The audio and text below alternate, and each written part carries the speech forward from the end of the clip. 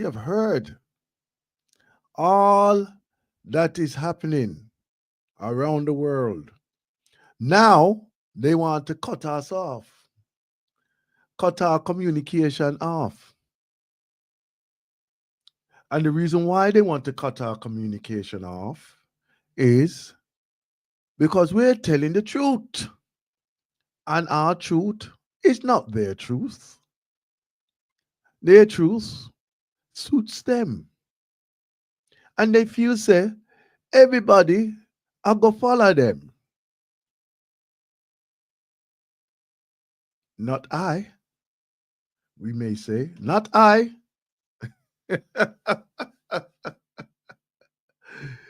But even if we say not I, who we are gonna follow now? Who you gonna follow now? You know which way you are go? If everything around you was cut off completely, like one of them movie there where you sit down and watch and use as entertainment, right? Zombie apocalypse. People are run. The living dead. That's it. What was it? Was it walking? What is it? Walking Dead or something? What the movie? What the program there? Anyhow, one of them zombie movie there. Everything cut off. Electric, water, food, everything cut off. You see how they depict the behavior of people. You see how they depict it? The behavior of people. Let them turn into savage. They turn into savages. And still the animals stay clear of these savages. They're not in the middle of saying, hold on, hold on. You don't see that you're in a problem. The animals now come in the middle of that. So why you putting yourself in the middle of their little squabble amongst themselves? Don't do it. Don't do it. Don't do it. Self-preservation, yeah. We are blessed. I'm going to tell you now. Tell you now. Hand I hold both my hands up. Watch out. I hold both my hands up and I say to you, we are truly blessed. And I don't mean to be less, right? I'm telling you, we are truly blessed to be able to go to bed and wake up without the thought of, is this going to be my last day? What am I going to eat?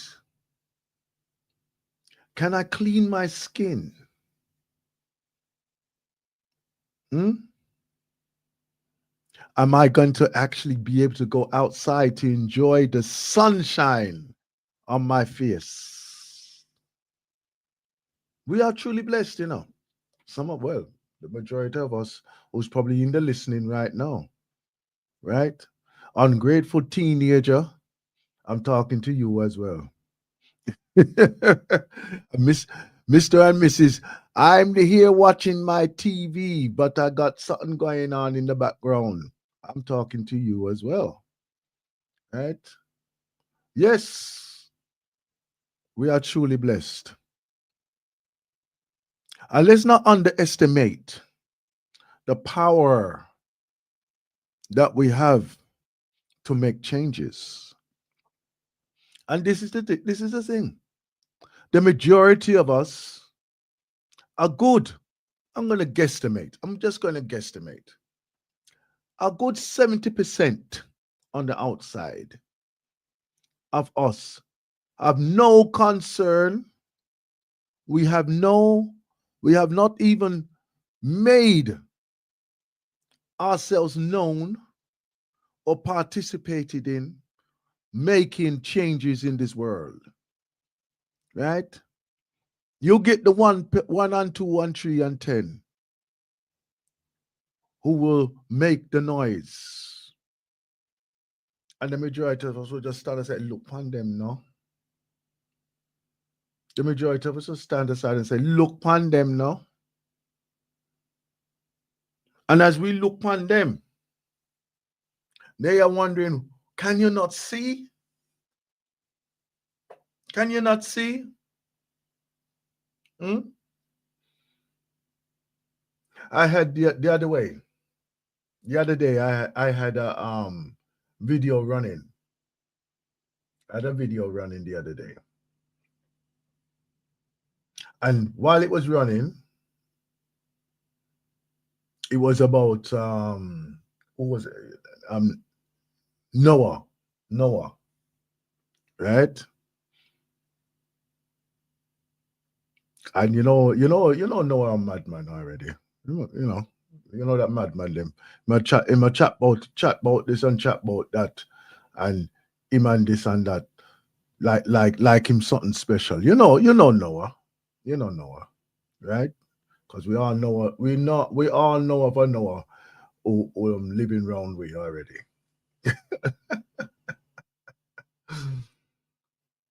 We all have a Noah living around we. That crazy person down there, right? Next minute, God will do this, God will do that. Yeah. All right, Noah. All right. Why? We tired of you. Tired of you. And as this video is running, I'm there just doing my homely duties. And it make me laugh. It make me laugh, right? Mainly because this brother Noah, right? and build this boat, ship, him and him family. Him and him family. Build this ship, right? And when he build the ship, he build it so big that it was beyond the expectations of what probably a lot of people would say, know about. And then all of a sudden, them say that all these creature and everybody coming at it, right? It must have been a big ship, bigger than the Caribbean cruise. Anyhow,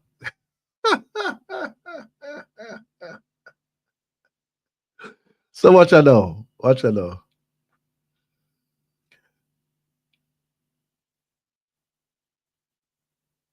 All the people them, everybody get washed away. Why? Because they weren't contributing. So imagine now, if everybody did what was there started to, yeah, if they all did, right, started to just come and they were all part of the building process. In fact, if they did build their own ship now, right, right, and all the other creature come on there, this way, that way, who way, that had and all this and all that there. And remember, this thing was only there for about a month and a half. Month and a half. And it washed away everything. Wash away everything. Right? In whatever region, wherever region it was. And then they come out and them start all over again. They start all over again. And here's me, in my twisted head. And I'm thinking, maybe we need to build another ship.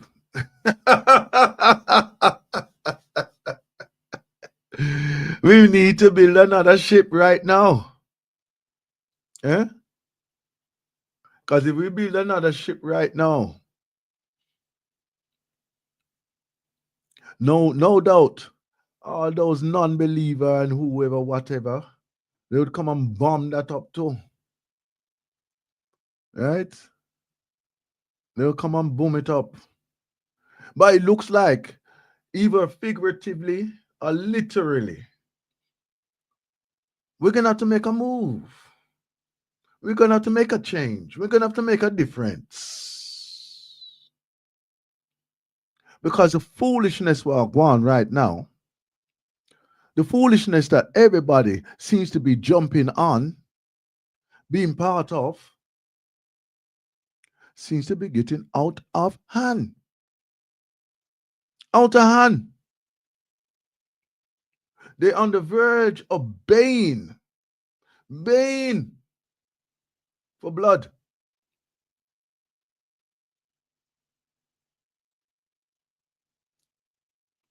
One of the politicians here in the House of Commons stand up and say to you, yo, you see them people there who coming from all over the place? Look like them oversubscribe, you know. Them a come. And guess what? If them come, you know, we're gonna be in trouble. Because they're not like us. They're not like us. They're not like us. They're not like us. Them like to work. They have intelligence. Them have common sense. Them have dignity. They are wild and free.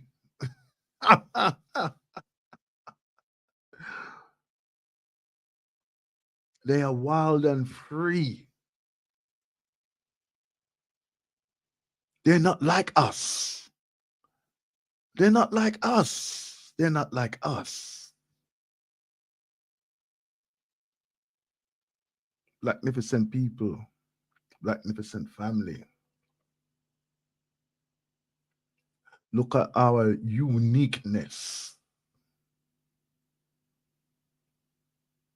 Look at our uniqueness.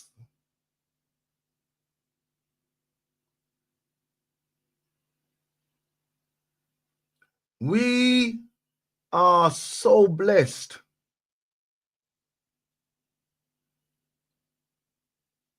to be in the position in life, to be in the place in life, to be where we are right now, even in the listening of this broadcast there, so live on the galaxy of we.net. We are so blessed that our apprehensions of our life ending is not the utmost in our minds. Unlike others,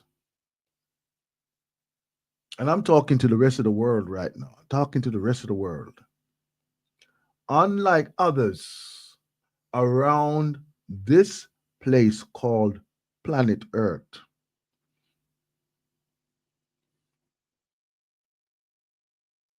we're not in the position of where our life is going to be taken just on sight, just for being who we are.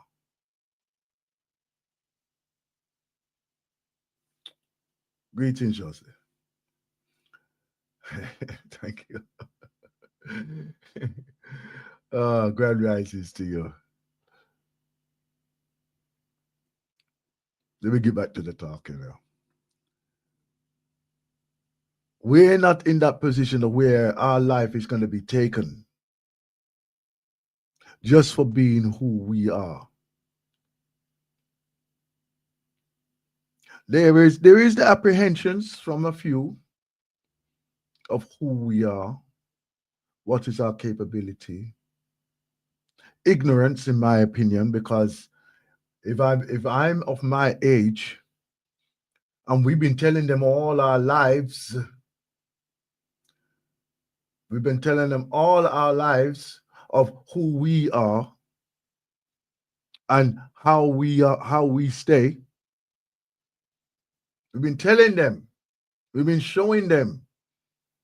We've been guiding them. We've been raising them to such an extent that we are outliving them. We're outproducing them, which is a shame, really. Which is a shame. But you know what? I'm not crying them down. I'm not crying us down.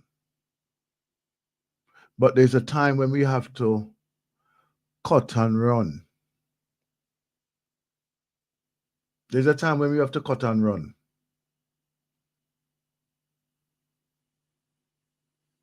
Don't get left behind here. So let's be careful who you trying to come between. Peace at last. Peace at last. That's what them are crying now. Peace at last. That's what they are singing now. There's no sing-song from this side of the fence because, oh no, soon as you're done with each other, you turn on everybody else to go nyam. Be careful, my people. Be careful. Blacknificent show here on the galaxy of ForWe.net, live and direct on the Tickety Talk. Greetings to everybody upon there. And also on the YouTube. And also on the Facebook. We're out there too. Okay? And obviously, we're online on galaxyofthewe.net.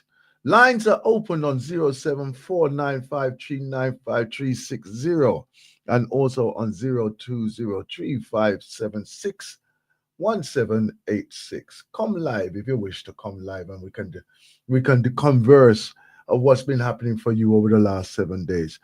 Open discussions, powerful discussions as we clear out and do the clearing of that which is on your mind, which is pressing onto your mind right now, right? And as we reach to the top of the hour, we'll be going into the midday meditation space where we do our insular work, right? Insular work. Yes, so we can go and we can just even reminisce or even body check in, right? Learn how to cool ourselves, cool our temperaments, controlling ourselves, yeah? So we can do the midday meditation, and then we'll be going into the ancestral voices, the voices of our teachers, whether they are present, whether they are past, or something that is of the future, right? So that's what we're looking with our ancestral voices. It's all a vibration. It's all a vibration here on the galaxy of ForWe.net. Let me give you something else now. Come here. To all my beautiful mamas out there, receive. The ones who hold it together, even when you fall apart in the dark.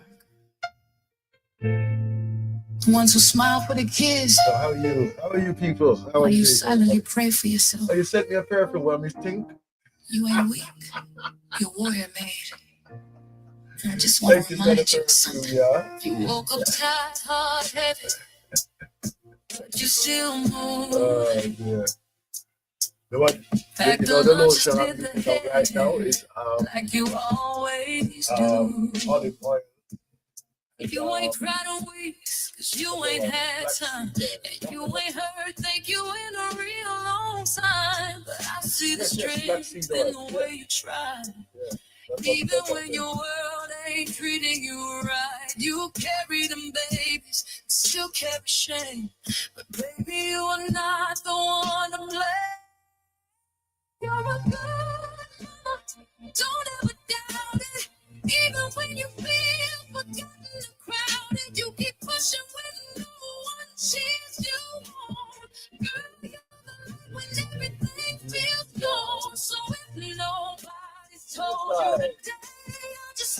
say you're doing okay. You see, you loved and you meant to.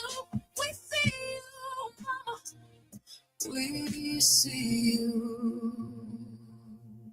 You gave up your dreams to make room for theirs, and sometimes wonder if anybody cares. But look at them smile, look at how they shine.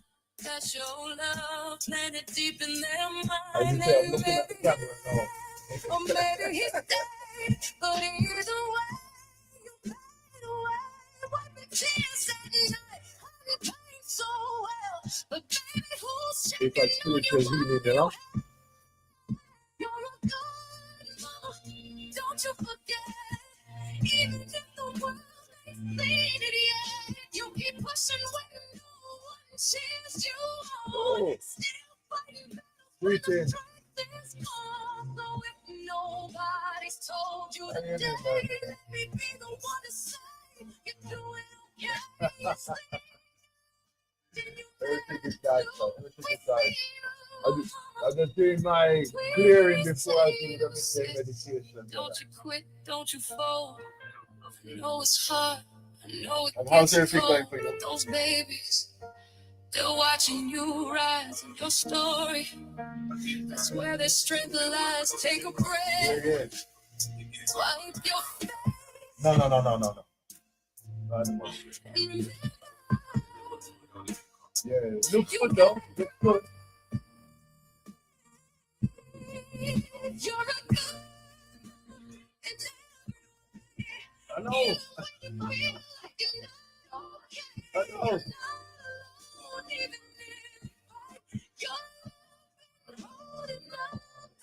Yeah. So from one woman to another, true. Yeah. We And good quality too. We love you. Listen, I always encouraged you. Right? Yeah. Well, I just came up with an idea, and I just pushed it for a pattern. Just Stop watching the news last week. I've always encouraged you, right? If you can't get satisfaction where you are, Take another headline. that's an indication that you may have to move to go and find what It's is always war, someone shot. You know what I mean? So don't be dragging the remnants of what was. Create what is. You know what I'm saying, brother? Kids are growing up too fast. Questions I can't ask. Like the words don't wanna pay. Hold on. Can't wash it off. Yeah, go ahead. To stay. Yeah. It's for you. Yeah, you're pushing through. Alright. I know it's true. I hear what he said. If I hear it from me, sometimes I have to switch off with it. Right? And the reason why I have to switch off with it is because I'm a beauty. Understand? I'm looking for what's gonna come new. Understand? Right? I saw a man break down and cry. Yeah. Just said I tried. And the thing is that and I feel that also, right? He lost his job, can't pay the rent. Why is it that we are dumbing ourselves down? Right? We're supposed to have our own. We're all just holding Naturally. on by the We're supposed to be scroll self-educated. through hell before we get Right? to And bed. when they use references like Marcus Messiah Garvey, But if you're breathing, right? Or in the Malcolm X, build You himself up and made his own decision to make his own pathway. Right? This is the type of thing that we need to do. I can't fix the world, I won't pretend. But I'll sit with you until it makes.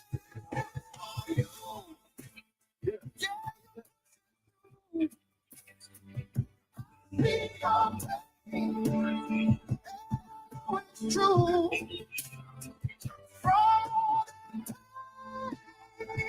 I'll tell you true. This is for you. This is for you. I think this is that.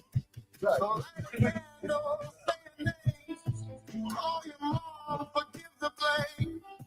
Turn the volume down tonight. The thing is, with the Black Power support group, right? It served its purpose in the function that it was doing. It was more like a gateway. Yeah? Because remember, before that group here, I personally never spent black man in that group. Yeah, you put it through. Right? And therefore, doing that, it brought me to a different level of operating. It's true. Understand? And it was absolutely necessary for me to go through that place to realize my potential. But nobody was telling me anything. Understand? Nobody was showing me anything. Nobody was listening to me. You think I could be doing a show like this if I never went through Black Power? Understand? Right? And likewise with yourself. Right? Yeah, I saw your potential when you was there. See, oh yeah. Understand? That's that is literally how I envisioned you, right? Irrespective of your life or what you went through. I just saw you bloody hell, this man is you know what I mean? That's why I always encourage you to say, look, if it's not here, it's going to be somewhere, but you've got to create it. If it ain't there, you've got to create it. You understand? Yeah, I knew it's wrong. And the thing is that you have the ability to attract those around you that can help you to build that. But they've got those processes. Unfortunately, there's a lot of leeches what go around here as well. Right? Because they want to feed off what you've got. You understand? It's a sad situation, but that is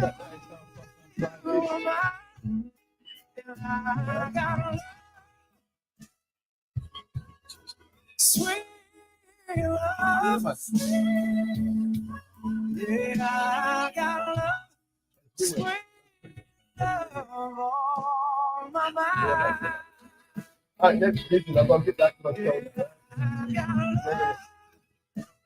All right, great conversation, bro.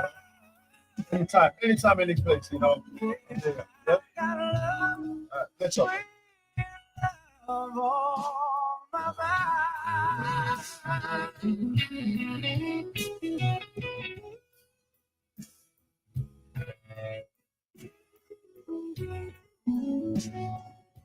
You think me gone?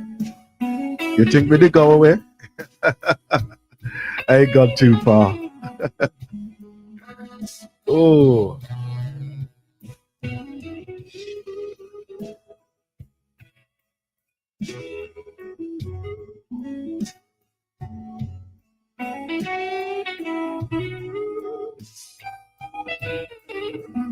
Woo. Yeah, I got love.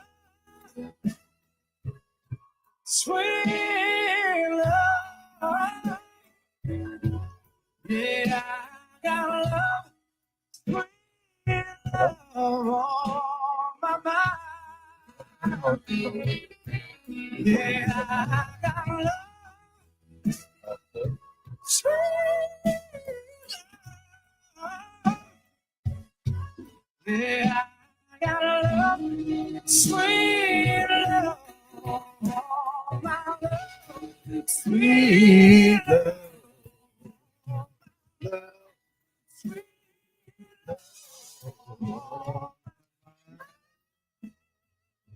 Yeah.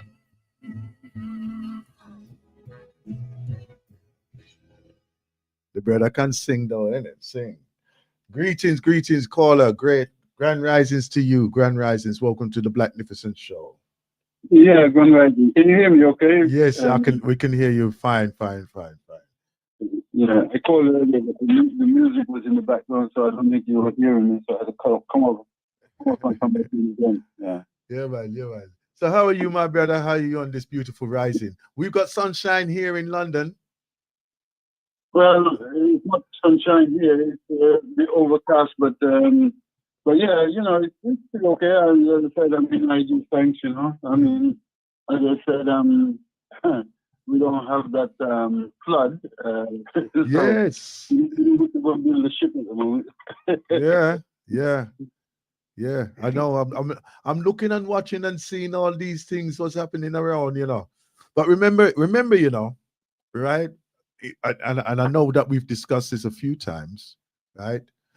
The position of the planet with the moon, right, has a strong energy bursting as well, you know, right? And you being a seaman, you would know that as well, right?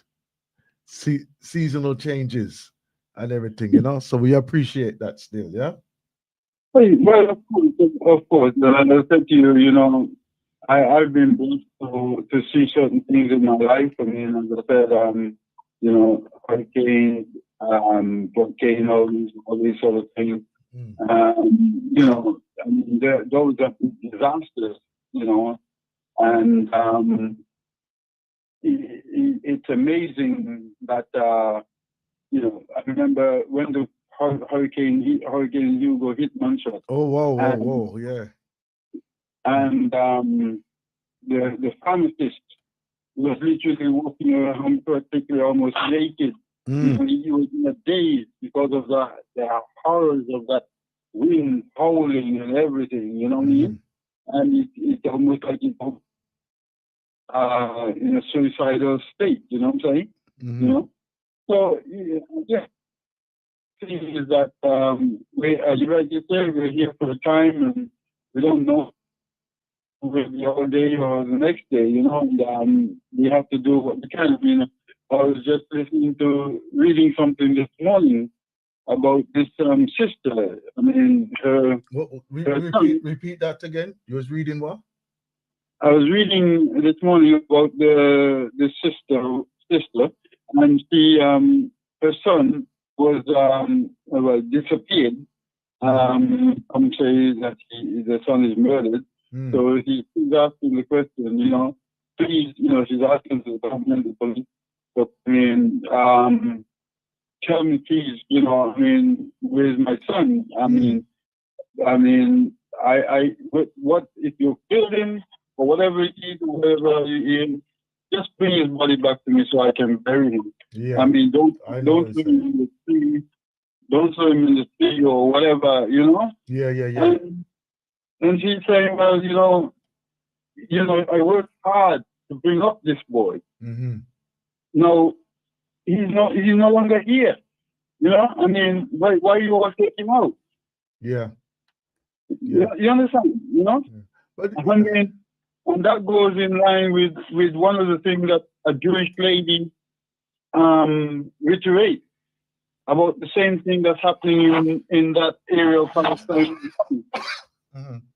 And this is a Jewish woman, and she said Sharon and Bush, they're using our uterus. They're using our uterus. I mean, you know, I bring my child into work. I didn't bring my child to be fighting their war. You know?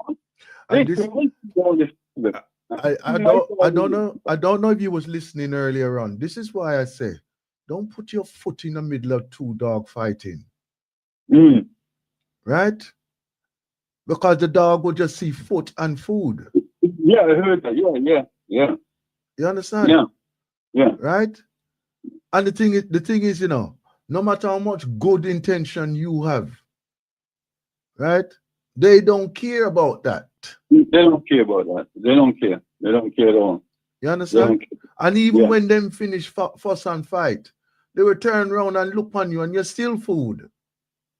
well, exactly. You know what I mean? As I said, I mean, how many people come out as veterans going to fight these people's wars, and they're on the street begging and all that sort of thing? Wait a minute, I went to fight the battle for you, and now I come out, I'm here on the street begging. I mean, why was I fighting?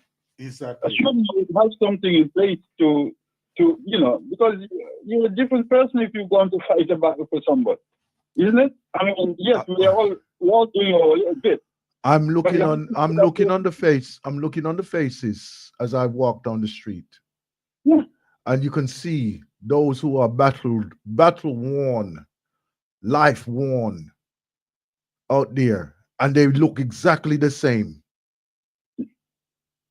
Telling you, my I received a letter 2 days ago. I received a letter 2 days ago, and it made me draw a breath, because you know when you're you have expectations of, like, you know, retirement, 65 retirement. And this letter, 2 paragraphs, one of the paragraph was saying your eligible age for pension is 67. It made me draw a breath, because when you have this thing in your mind of, right, 65, and that's the finishing line, and then all of a sudden you just turn that corner and there's no finishing line there, and you have to go to another 2 years, another 3 years. Yeah. Well, in some cases now 5, because I've seen something. I think it's in what do you call it? One of those countries in Europe where they've moved it up to 70 now. Crazy. Because I'm gonna tell you now, some people. I know. Say that me. I could not work how I used to work. I know that. I could not work how I used to work. And imagine if I was in the same thing now, looking at the finishing line, and then next minute, them just say, "No, you got your next 3 years in this sentence." I said, "Huh?" Well, some people now at 65 is getting dementia. You know, dementia and things is setting in. And younger, my brother. And younger. Because I was even just yesterday, somebody mentioned to me, somebody who I was with in school. I was at school with, and his wife and himself recently just passed away, right? With the same thing. With the same thing. You know? And you look on it. Where's the quality? Where's the quality of life now? Where's our quality of life? Where is it? Gone. Well, of course, it's gone. Yeah, it's gone. Yeah, and that is the whole thing about it. You know what I mean? As I said, I'm actually I read it before, but I didn't go through the whole thing. But I'm just reading a book called "I Can, I Must, and I Will." Yeah, vitally important book. You know what I mean, of a man that come from rags to riches, and you know, in Africa, and the fact is that these are the things that people don't realize. As I said, you know, the potential that's there in Africa is there for everybody. In the same way as we talk about the American dream, the African dream is there as well for those who wants to pursue it. Yeah. You know what I mean? Yeah. And the thing is, you know, what I do enjoy when those who have shared their journey, right, of going out there, and it's not, and don't get me wrong, it's not a bed of roses all the time. No, right? It's not. And the thing, and it doesn't matter. It doesn't make any difference even if you have wealth. It's not a bed of roses, but it is achievable. As I said to you, you know, I mean, that is a beautiful thing about this brother. He's pointing out, you know, I loved it. part, you know, I'm reading about him talking. He said, look, what inspired me is my brother. Mm. You know, my brother used to take some eggs and from my mother and go to school. He's in school, 10 years of age. He's in school. Take some eggs from his mother, go to school with those eggs, then keep one for his lunch, and he sell the rest making money. And I continue to do these things as a young boy, you know what I mean? And, you know, imagine this young boy at 10 years of age, this entrepreneur, he's not thinking about, yeah, I'm going to go play football, I want to go and do this. And, no, he's thinking, look, I got to get on with life, I got to do things for myself. I don't have to keep depending on my parents and so forth. You know what I'm saying? You know? And by the time he was old enough, in those days, you're talking about back in the 50s, by the time he was old enough, he was able to buy a car. Yeah. You know? Yeah. Because by saving up all that money that he was making, while he was still a young boy, right? And continue that entrepreneurship by going to Kenya, buying clothes, selling them on the way back to Tanzania. You know, I mean, you know, one of the things that he pointed out, like he said, I learned from my brother, and sometimes I'm talking to my younger brother now, and he's saying the same thing to me. So don't think I wasn't watching you, I wasn't paying attention to you. I was always paying attention to you, you know? Because he's become very successful in his own life. You know what I'm saying? You know? So these are things you have to look at in life, you know? Yeah, man. We have as I say, and this is why, you know, I'm very, very grateful for being here on the Galaxy. That we can share, and that I can share, you know, possibly some of the things that I go through, and you know, what I encounter with others, you know. And I have actually been to your to the Blacknificent program that you all had a couple of times. You probably maybe not remember me, but I have been to a couple of the sessions. You know, I think it was a very good session that you all had. I mean, I don't know if you all still have it going, but the fact is that you know, to see to this that women are going through, because, you know, as I said, at one time I was very lonely until I started going to this Amway meeting, and then to find other people, you know, with like-minded like myself, talking about, you know, this and so forth, you know. Yes, and it's necessary. Inspiration. It's absolutely necessary. Necessary, very necessary. Yeah. Right. I was just saying this. I was just saying it. When I went to the fathers group there, it's the first time I felt I was being listened to. Right. And it's the first time that I spoke, just like what you just said, spoke with people of like-mindedness. Yeah, right. You understand? Irrespective of what they've achieved or whatever within the community, because some of us we would stand there and revere some of the people that would coming through that door at the Black Father Support Group.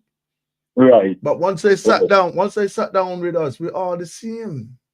Exactly. And you can learn from each other. Yeah, you know, that was the whole thing. That was the whole thing. You learn from each other, you know what I mean? And as I said, that is the thing that inspired me, because I never thought I could stand up in front of people and talk and so forth. I would never believe that of you. No, I'm telling you, I was very shy and everything like that.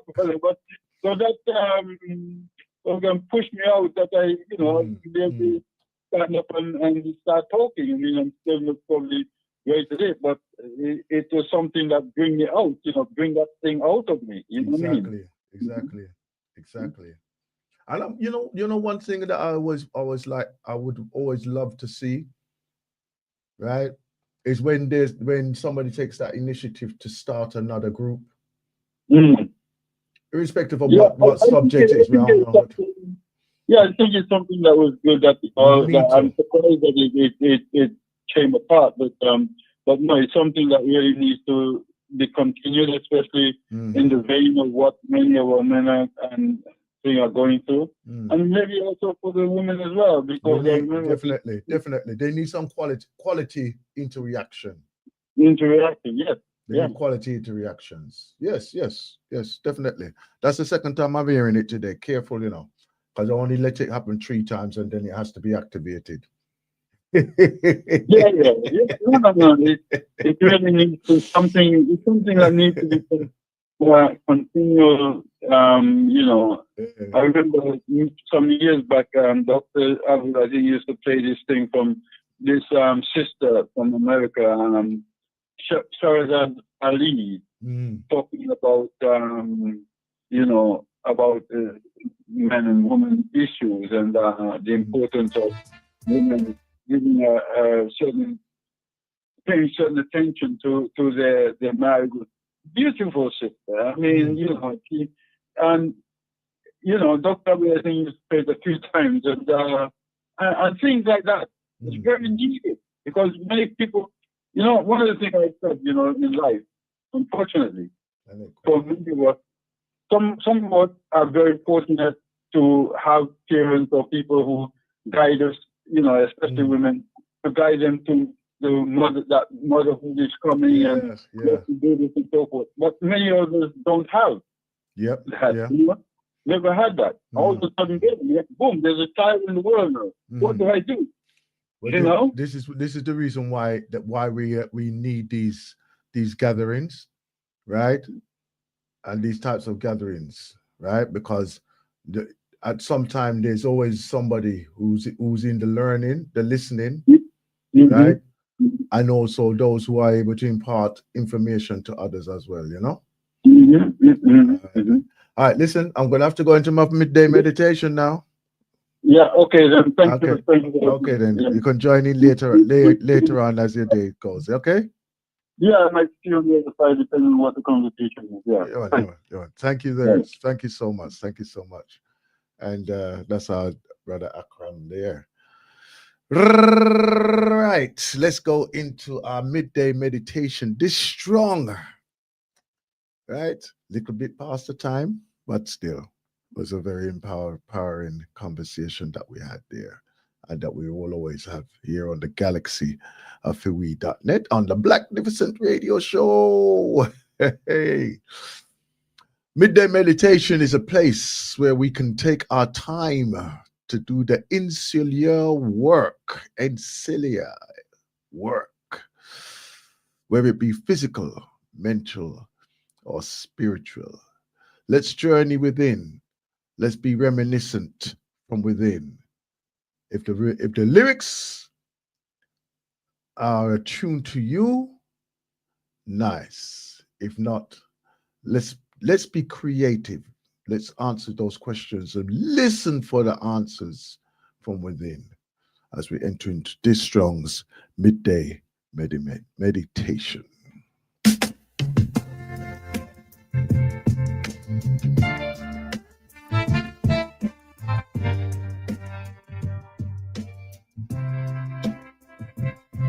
The sun still shines, but it don't feel warm not without your hand in mine. Laughed through June, cried through July. Now August feels like borrowed time. I wear your hoodie like a shield, even though it's way too high. I'm stuck in places we once loved, now I visit them alive. It's a summer without you, skies are blue, but I'm still through. Songs we danced to still replay, but they hit different every day. I've got memories in blue, but no one's here to share the view. It's a summer without you, and I don't know what to do.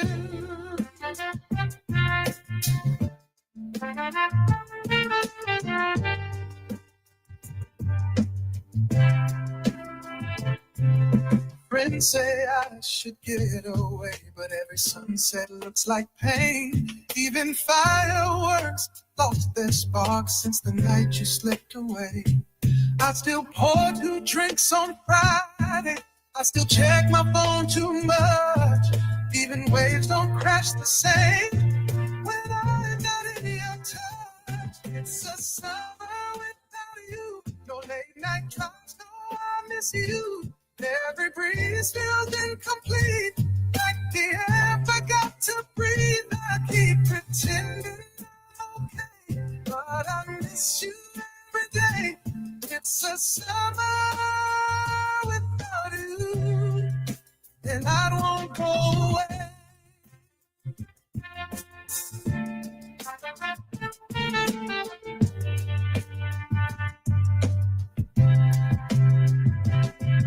The heat, the light, the songs, the sky, all me without your eyes. It's a summer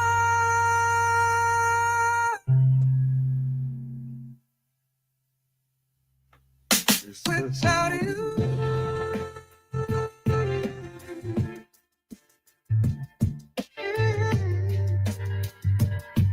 Yeah, without you.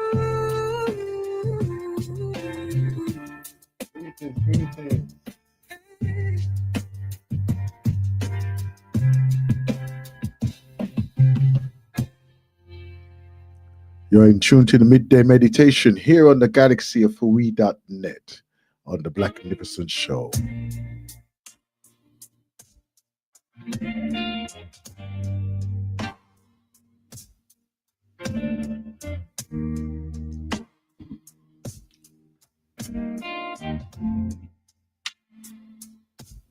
I've been the one who shut, built high walls, afraid of more, but you made quiet feel like home. Like maybe I'm not meant to be alone. You don't rush, you don't demand. Just stand steady, take my hand, and somehow in your silent light, I found the will to stay and fight. You pulled me closer, slow and kind, taught me to leave my fear behind. I'll never let go. You're the only place I know. Through the highs, through the lows, you're the headlight on the road. When the night gets too cold, when the stories get old, I'll still be holding tight. I'll never let go. You see the cracks I try to hide, trace the scars I wear inside, but you don't flinch, you don't repair. You just promise to be there. I never knew love would be something quiet, something free. But now I see it clear and slow. You're the part I'll never outgrow. You pull me closer, real and true. Taught me love's not something new. I'll never let go. You're the only place I know. Through the highs, through the lows, you're the hand on the road. When the night gets too cold, when the stories get old, I'll be holding tight. I'll never let go.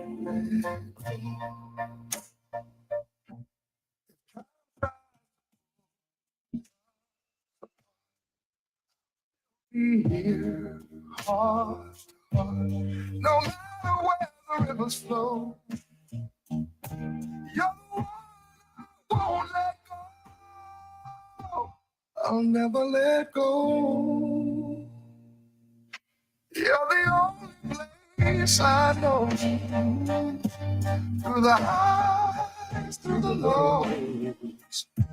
You're the hand I wanna grow.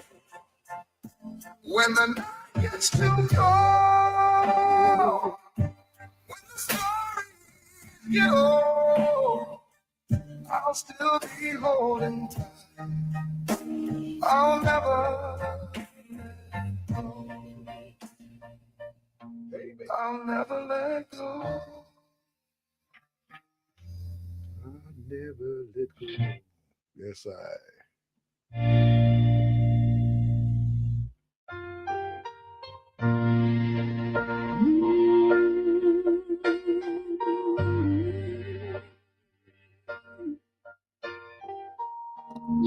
let go now, innit? You're cheating with their meditation. You there, just passing through a crowded room, but only you. You looked away, then turned again. I felt it all rush back right then. It felt like time had paused for us. A fleeting touch, a spark, a hush. I told myself I'd moved along, but loving you was never gone. But hearts aren't free just 'cause they beat. We made our vows, we can't repeat. So we loved in silence, We loved in the shade, in moments we borrowed, in memories we made. but no one can hold what was never quite right. Oh no, what did I do? What did I do? Family, what did I do? Never mind. Come on now. Because we live. But I live. Get it. No way. God we live. Silence. No weapon with them form against me. Now go prosper. Still I breathe. Jah unstrung, me can't retreat. Me covered by the blood. Me stand up on my feet. Them plan nothing, but them plan can't hold. Jah light brighter than silver and gold. Me walk through fire, me heart stay bold. Me trust in a God, my spirit now fall. Can't touch a child of the Most High King. Me under the wings will protect everything. Them words, them fling, but it can't do a thing. The soul secure, so me just keep singing. The tongue right. Oh, chuff. Keep doing that. What's up to you? Hold on, people. Let's go back. Too much fat finger up on here, so. No weapon. Oh, yeah. No weapon with them form against me. Now go prosper. Still I breathe. Jah unstrung, me can't retreat. Me covered by the blood. Me stand up on my feet. Them plan nothing, but them plan can't hold. Jah light brighter than silver and gold. Me walk through fire, me heart stay bold. Me trust in a God, my spirit now fall. Can't touch a child of the Most High King. Me under the wings will protect everything. No weapon. Them words, them fling, but it can't do a thing. No weapon. The soul secure, so me just keep singing. The tongue rise in judgment, it have a fall. The Lord condemn them one and all. My name written in heaven roll call. My destiny firm, me can't stop. Just tell me heritage strong and clean. No evil spirit can intervene. Me walk with power, me walk with peace. Me fight them battle and me never cease. Me not fear shadow, me not fear night. Your light inside me, my heart feel bright. Them try them best, but more the time. No weapon can win me up on the right side. No weapon can't touch the child of the Most High King. No weapon, no weapon. Me under the wings will protect everything. No weapon, no weapon. Them words them fling, but it can't do a thing. No weapon, no weapon. My soul secure, so me just keep singing. No weapon, no weapon. No weapon. It would be nice if it could come up. No weapon. Me covered, me blessed, me walking in strength. Yeah. Me covered, me blessed, me walking in strength. Me covered, me blessed, me walking in strength. I feel like I like Yeah. No weapon, Me under the wing, me protect everything. no weapon, no weapon. Them words, them fling, but it can't do a thing. No weapon. My soul is secure, so me just keep singing. Yeah. Oh, oh. Let me see who did it. Who did it? Who did it? Dun, dun, dun, dun, dun, dun, dun.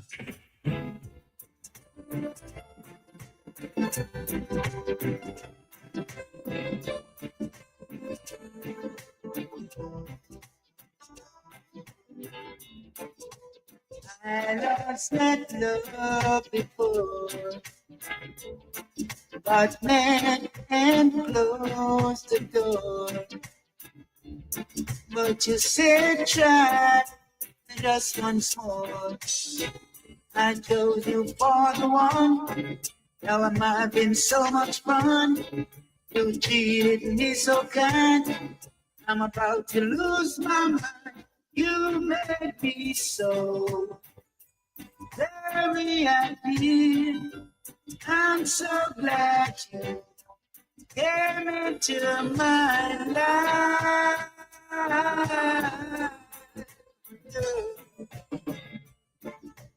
The others were untrue, but when it came to loving you, I spent my whole life with you, girl. Then came and it took control. You touched my very soul. You always show me that loving you is very sad. You made me so very happy. I'm so glad you came into my life. Yeah.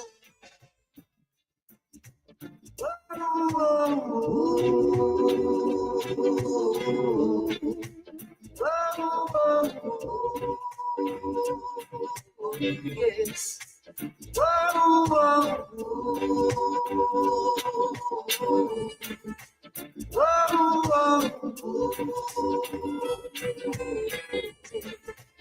I lost that love before, but met and closed the door.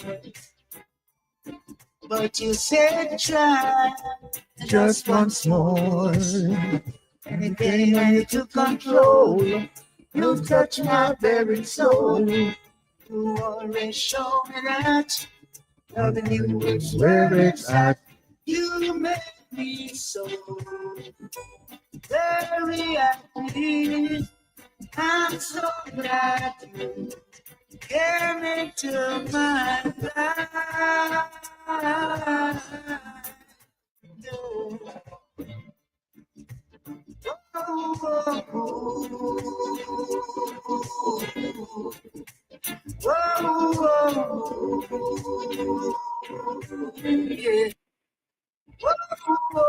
Yeah,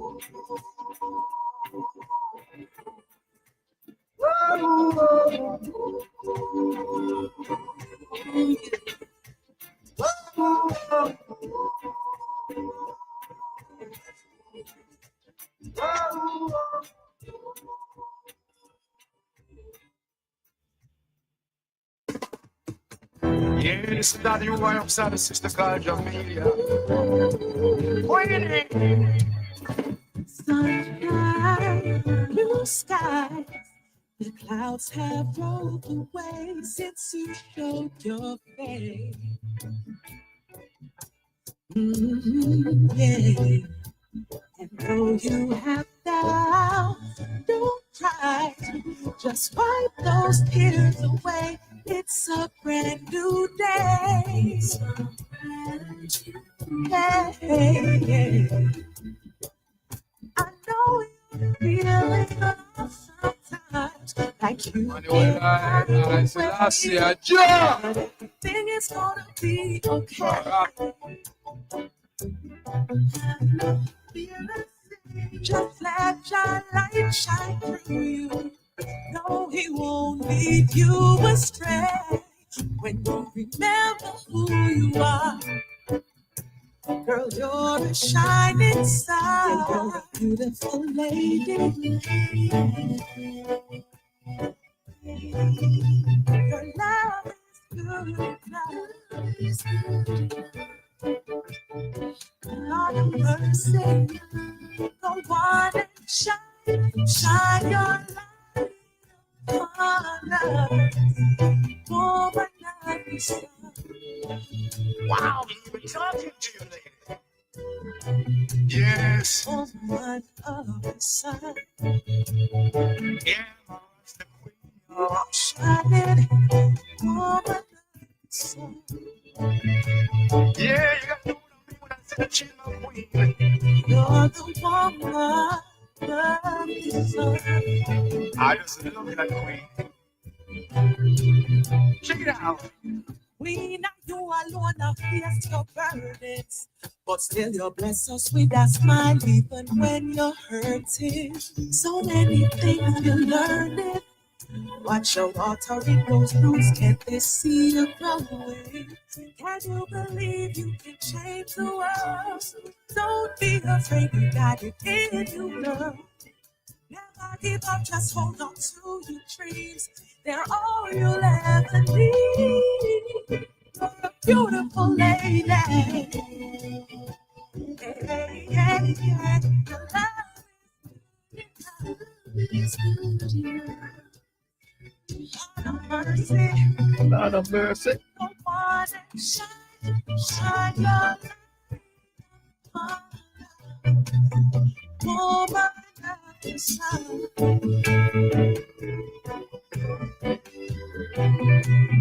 Woman of the sun.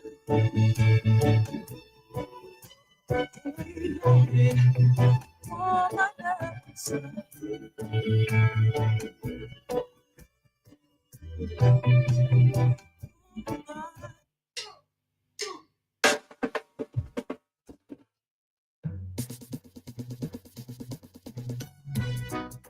Ooh, yeah.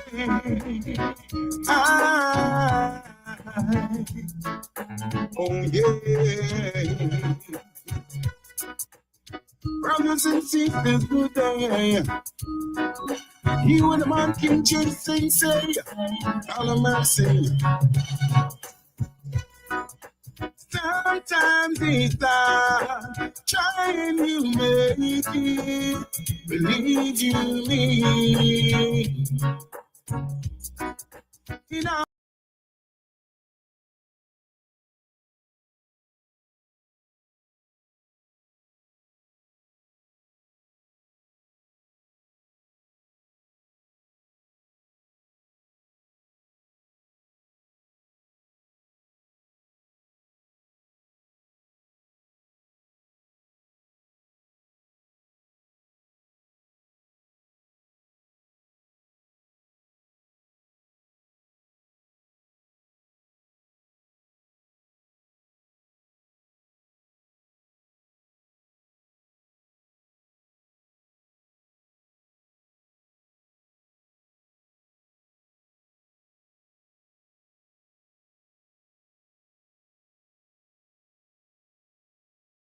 on winning and winning. So strong. Step up in life and go for what you know. You got to strong. Remove the doubt from out your mind and let it flow.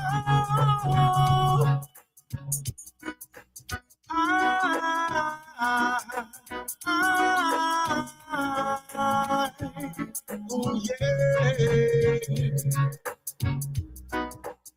Brothers and sisters, good day. Respect the shine and I say, this is what Donovan King James things say. Be not moved by smart remarks, so people who think they're winning. Keep on moving, boy, gotta be strong. Keep on indulging self-pity. Strong.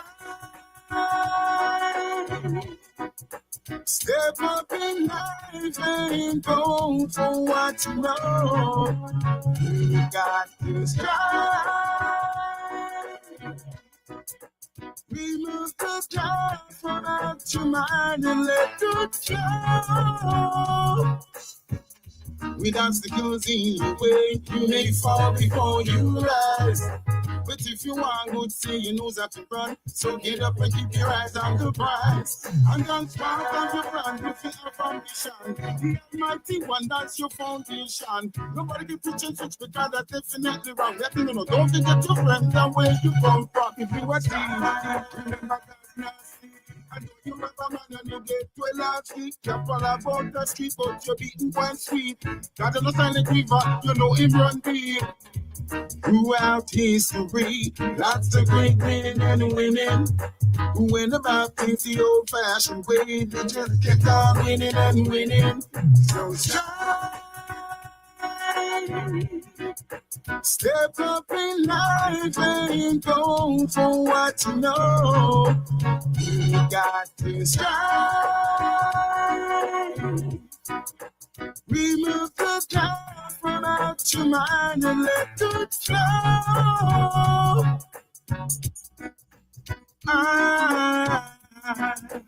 Oh, yeah.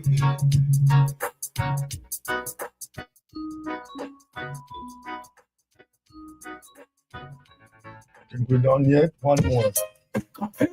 Yes. Oh my mind, it's one more. Be like the prophet and Jah. Journey. I write them down.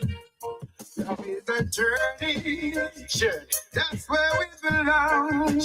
Hey, it really concerns me. Yes. Tell me where we go wrong, Lord. When it's a journey, the journey has begun. Yes, love is a journey. Please tell me where we went wrong. Say one love. We go Father Baba, him say one love. We go Father Reader, him say one blood. Anyway, you see corruption, you have to stand up. Them still a shoot all when we put we hands up. Feel for God, man, we ever stay conscious. We a work hard, we never take the hand out. The lines of traffic to the work, we have to stand out. Man, I stand proud. Love is a journey. That's where we belong. Hey, it really concerns me. Yes. Tell me where we go wrong, Lord. When it's a journey, the journey has begun. Yes, love is a journey. Please tell me where we went wrong. The youth with the misconception. The world is dead into destruction. You bring the vaccine. No corruption.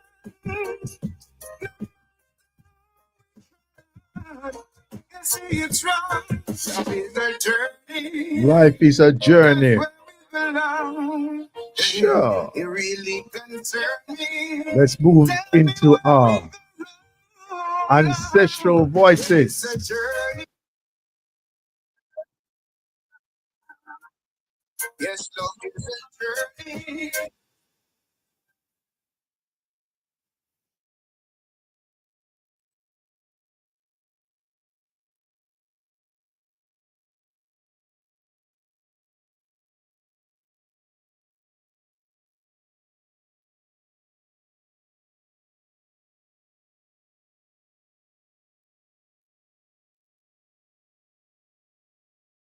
Mhm. Yes, sir. Simplicity.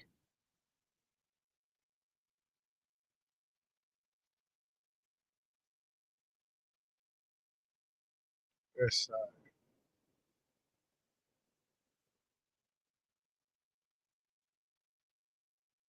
You know, you're on your way to work, or I'm sure you have 100 things on your mind, but can we just take a second and acknowledge that this is a perfect moment, you know?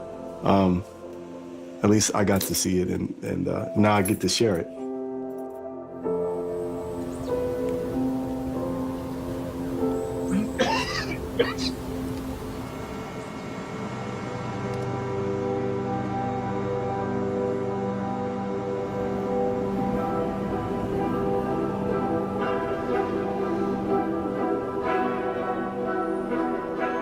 I think people might mistakenly see me as someone who is aggressive or unapproachable. I've heard people tell me that.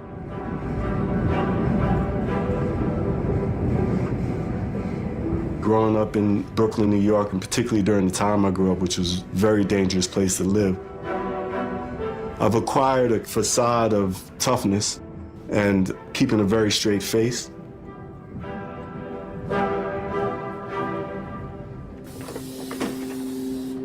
I wear a mask when I step out the door, just as a survival technique, you know? I have to kind of portray a certain facade that allows me to maneuver through this society, through these streets.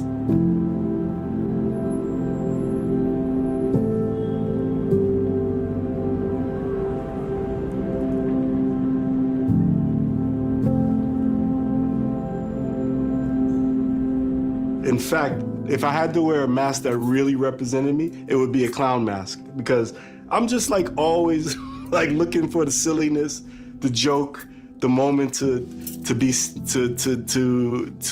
find something to laugh at. Laughter is really the spice of life.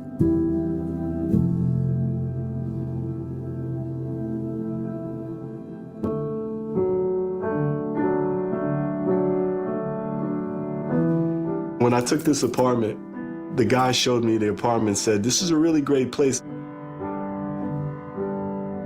The only problem is it's next door to a school and the kids let out 2 or 3 times a day and they're just laughing. They're just laughing all the time. And I thought, that's the biggest selling point of this apartment. Like, that's what you should have started with.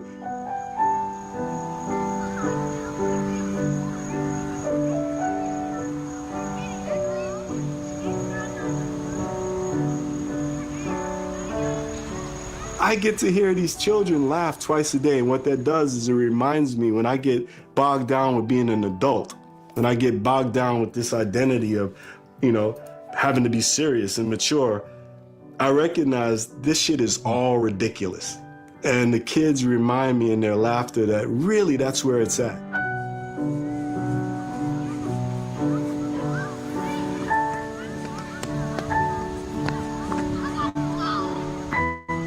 And I get to look at them run around, and they're experiencing their body, they're experiencing this mobile vehicle, this communication device, and they're trying it out, and they're you know, and the pure joy of just being in this physical, you know, like kids will run just to run.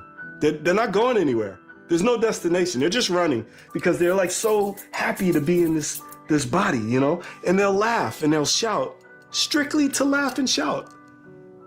So it's wonderful to have a daily reminder that that is really what life is. We all want to be those kids running around, laughing and shouting, and strictly for the joy of it. And I never, ever want to lose contact with that innate joy, you know?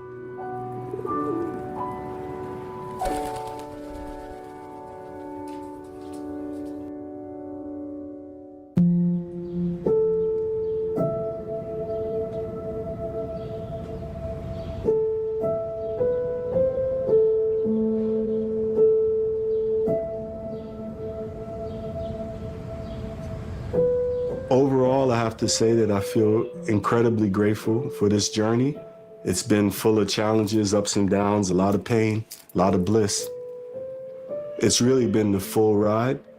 But yeah, there are absolutely things in my life that feel hurtful, that feel scary, that challenge my sense of self, you know. I think about relationship issues. I don't have a partner at the moment. That's always been a struggle with me. I don't feel like I've been able to find that one, you know, and I've been really hoping for that. And that plays into my insecurities and feelings of, as I get older, will I be alone?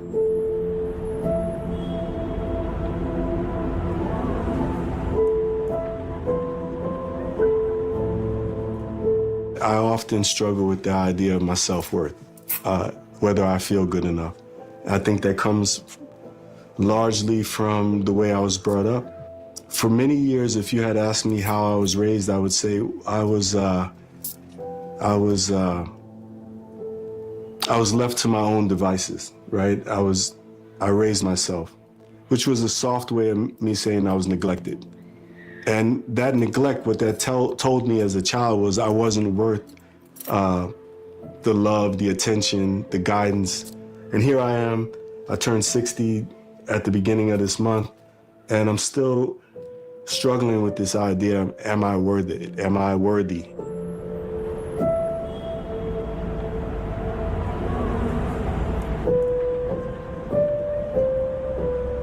I have to talk that voice down, you know? And it's an ongoing thing.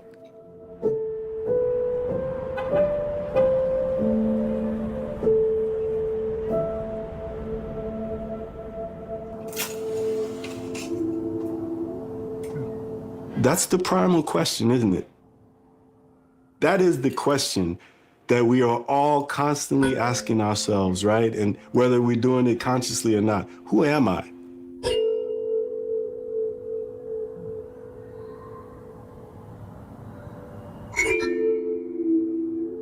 I have these identities.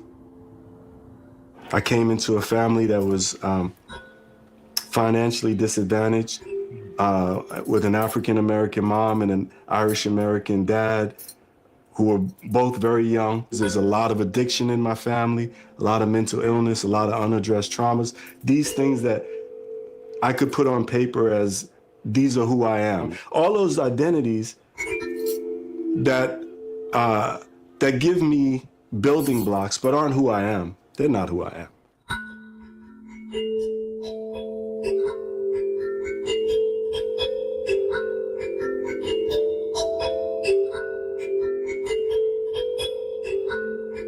What my body is a mobile communication device. I get to move around and communicate with the world through this thing, but it ain't me. This is this vehicle that I'm blessed enough to inhabit for I'm borrowing, it's on lease, you know. And it's decaying sweetly over time, but it's not who I am.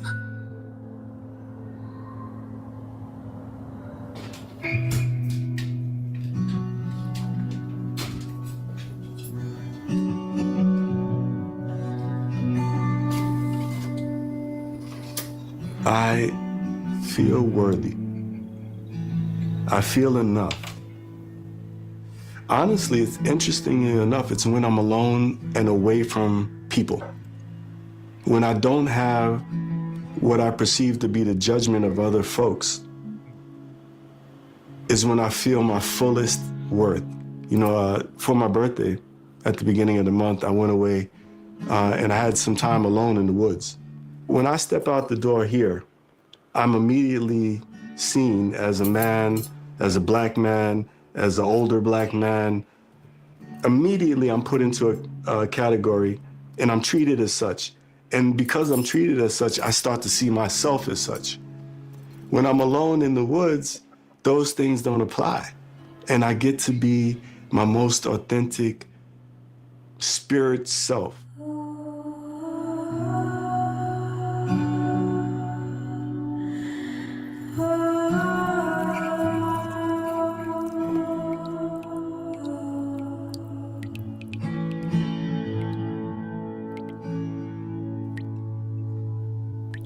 all that's left is worth. All that's left is this genuine gratitude for the fact that I have had this human experience.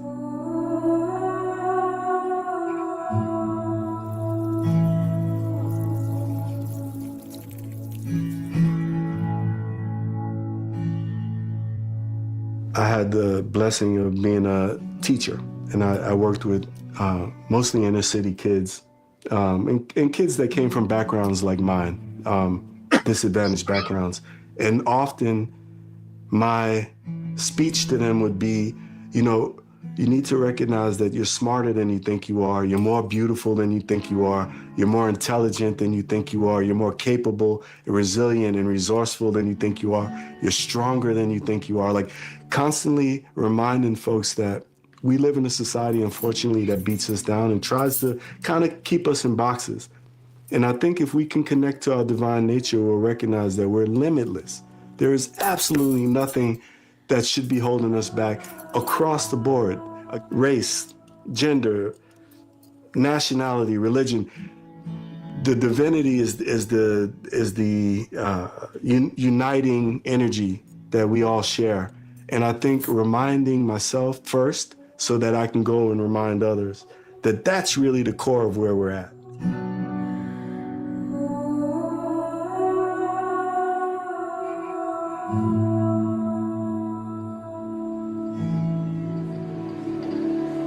Hopefully when people connect with me, I'm able to convey to them that I see you, like I really see you. I'm seeing you away from the facade of your physical body. I'm seeing you away from your gender, your sexual preference, your race, your religion. I know that you and I exactly want the same thing. We want to be happy, right?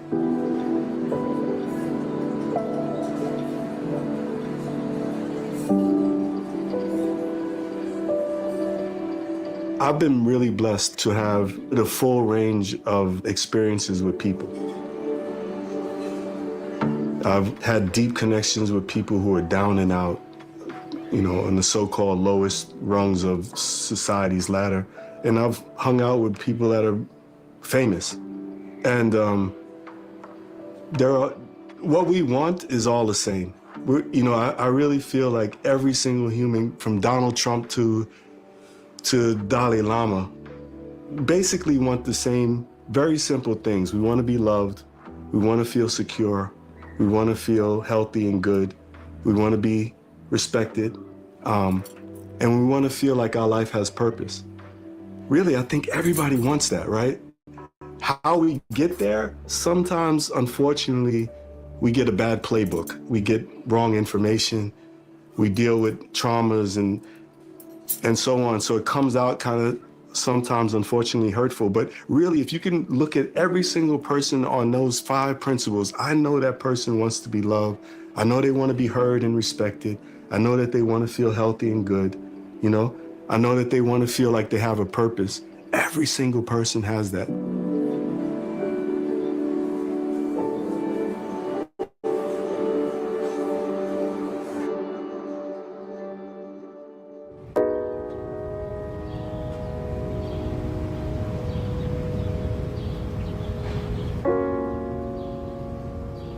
Often, if you are genuine, right? If you are honest and vulnerable, if you set that tone in any interaction, one of two things is going to happen. You're either going to really repel people because they can't get there with you, or you're going to have someone go, I can drop this facade. I can actually tell this person exactly what I'm feeling right now because they've set the bar there. And so I try to have every meeting with this recognition that there is nothing that we cannot discuss. There's nothing that we can't be vulnerable about. There's nothing that's not worth a laugh. And I see you, and I hope you see me. And so now we can connect.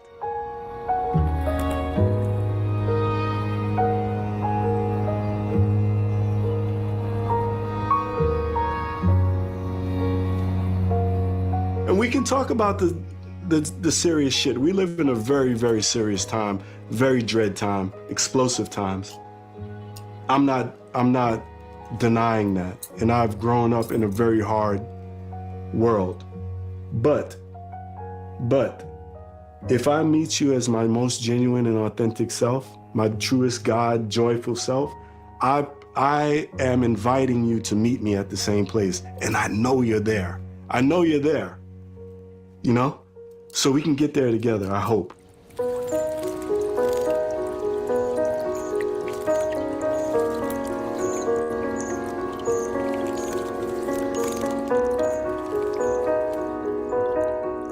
If you can remember that your real purpose is to connect to everything and everyone, that's the most joyful existence you can have.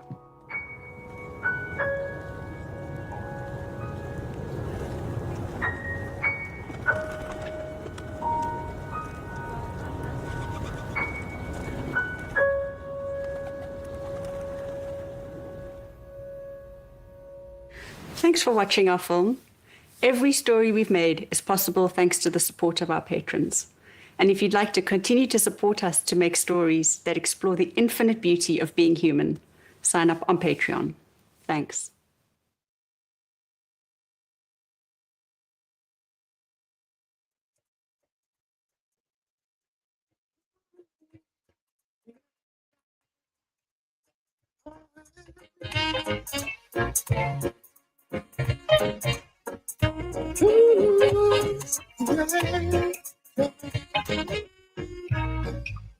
Never forget those memories that made you who you are. As we live and breathe, every waking moment is a test in what you believe.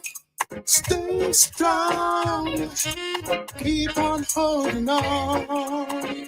If you live, love, living, there is so much joy in it. Feeling low and weary, just don't know where to go.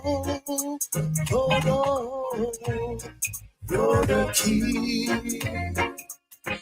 You're the key, you're the key to be free. You're the key, you're the key, let it be. To be free, you're the key. To be free, let it be. You're the key. Don't ever forget, tomorrow brings light. Whether it's cloudy or rainy or bright, cherish today and welcome the night. A child of the Father holds so much power, like a young bud with flower. The minute is an hour. So if you live, love, and you love living, there is so much joy in giving life. The whole world needs a shower of love.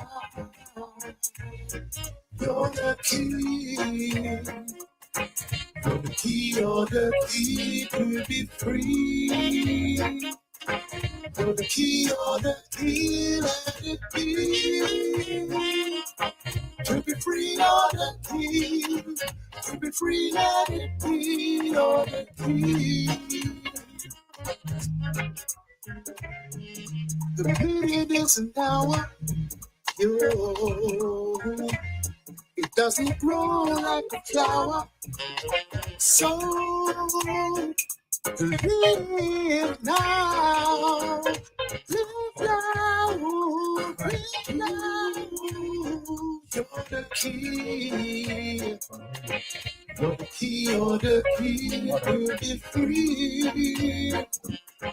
You're the key. You're the key. Let it be. To be free, you're the key. To be free, let it be. You're the key. You're the key. La la la la la la. To be free. Ooh, yeah. You're the key. You're the key. Let it be. To be free, you're the key. To be free, let it be. You're the key.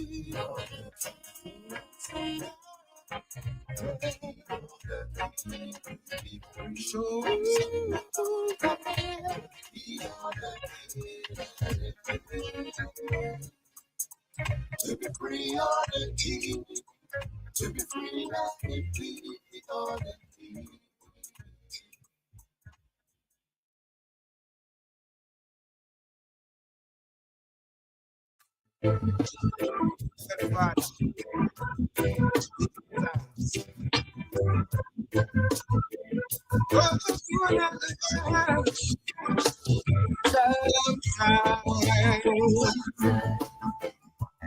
feel like giving up sometime. I wish I could die sometime.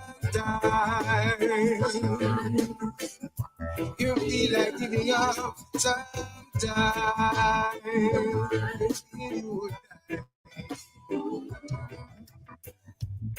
Wish if my enemy become my friend, and there would be no confess again, and my neighbor would stop pretending.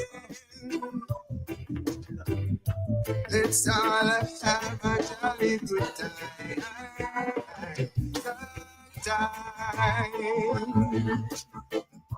you feel like giving up. Sometime I wish I could die. Sometime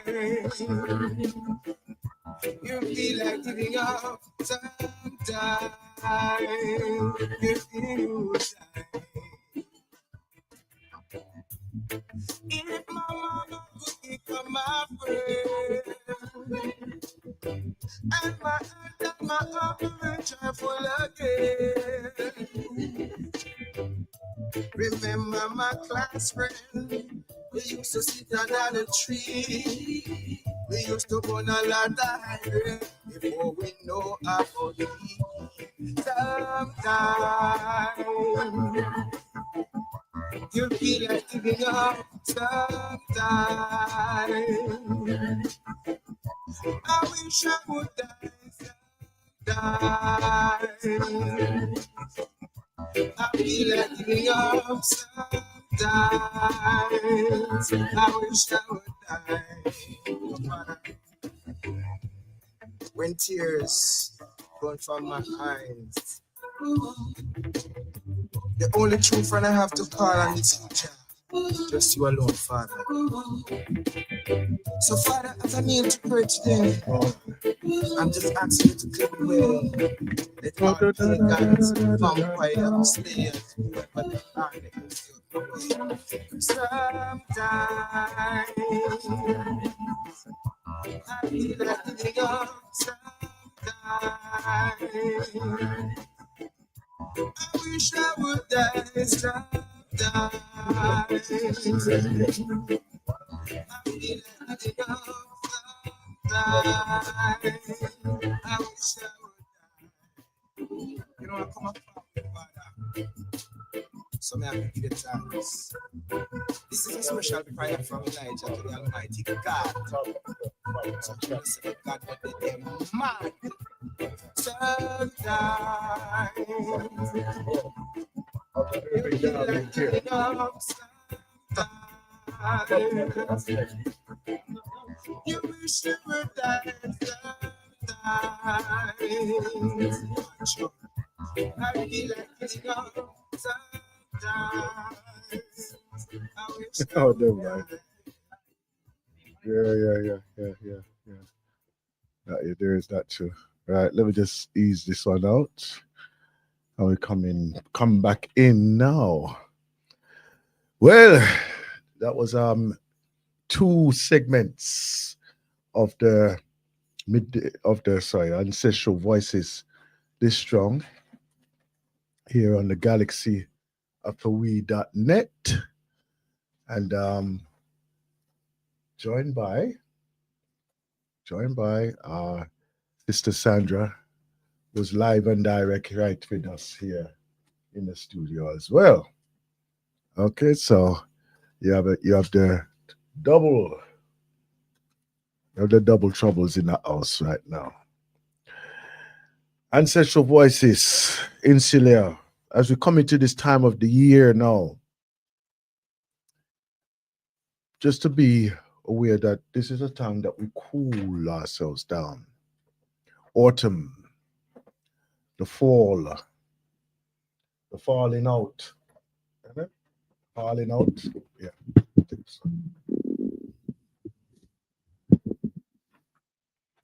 Yes, the fall, the falling out, the cooling down time. Well, it is here in the northern. I'm sorry, the northern hemisphere, right? Meanwhile, the other side is on the warming up, right? So to be the southern hemisphere. So we cool down over this side. Time to do our inner work, rebalance ourselves. As most of the creatures would do, they would hibernate at this time of year. They would hibernate. And in some ways, some of us are missing out on that. As I was going to say, as I shared with you earlier on, I was going to tell you about why are you feeling unwell or diseased? And it's not a case of you're being diseased. It's the fact that you are being influenced by the planetary positions, mainly our closest planet that we acknowledge being the moon, right? And because it's so close to the earth, it has had its influence not only with the weather, but with us as humane beings, being the organic persons that we are as well. So please don't be surprised when all of a sudden you are feeling a little bit nausea. You're feeling that you can't sleep properly. You're feeling that you have a cold and all them things. It's because of the magnetism of the moon that is close to us. So just acknowledge that and relax and enjoy the journey. Greetings, greetings, my sister Sandra. Welcome. Greetings, Brother Aston, Blacknificent family. Greetings. It was an interesting. I didn't hear the first ancestral voice, but I did listen to the second one. And some of the things that he said was, it just sparked a conversation in my head in relation to what he was saying. The connectedness, and as spiritual beings, that's what we strive for. So I know in the past we have spoken about it coming onto this time of year and coming into the silly season that we do need to look out for each other, because we may not all be on that silly joke. However, we may be impacted by it because of circumstances and because of how it's encouraged, wrongly or rightly, for us to get involved and to be part of the masses or part of the crowd. So I get that as well. He also spoke about understanding or recognizing one's purpose.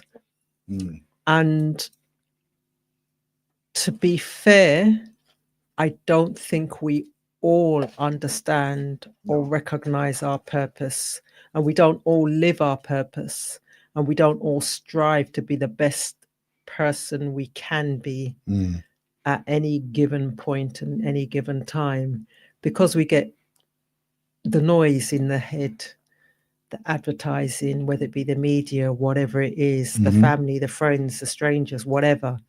The energy, as you mentioned, in terms of us moving into this cycle. And there are things that are happening that we have no control over, but we still need to be mindful of. And there are things that we can control. Again, we need to be mindful of. So the question is, what side of the fence are we sitting on? Right. Are we allowing things to happen to us? To embellish that part of it, and this is only my thought. This is my thought onto this, right? The reason why we don't live into our purpose or regularly being exposed to it is because we haven't had most of us have not even investigated or had the opportunity for us to actually look, or the invitation to look into what our purpose is, right? And then obviously the system takes you as a child and molds you into being a subservient subject to the system and for the system. So therefore, for you to be thinking and operating outside of that, it would seem that you are being either rebellious or you're literally left on your own outside of the system, right? Now, in doing that, to be aware of what your purpose is and to live, you have to literally kind of give up the safety net, as such as it may appear, of what the system has to offer in some cases, right? The income, the living standard, security of, like, probably even medical support, right? And in doing that, it can be extremely scary, right? But yet there are various things that can be achieved within you know, being part of the system, but you don't have to be, being in the system, but you don't have to be part of it, right? Just to coin an expression from JC, right? You know, but even in doing that, right, it can be extremely scary if you realize what it may entail as well, you know. And even if you do that, because, you know, a lot of us are encouraged to go into education, higher education, further education, right? Mainly to fulfill a job or a role. But is that really your true vocation? Again, and many of us, I feel that many of us don't live into our vocation, mainly because of availability to actually live your vocation. You know, so, you know, that's my take on it. That's my take on it. Anyway. So I know the reading and or listening that I have done, when we're thinking about purpose and living on purpose, it takes work. And sometimes we go for the easy option. So we want to, an analogy that I put, we want to create a plate of food, but rather than go to the grocer's, supermarket, whatever, and buy your raw ingredients, put it all together, and if it does take 15 minutes, 20 minutes or whatever, do that.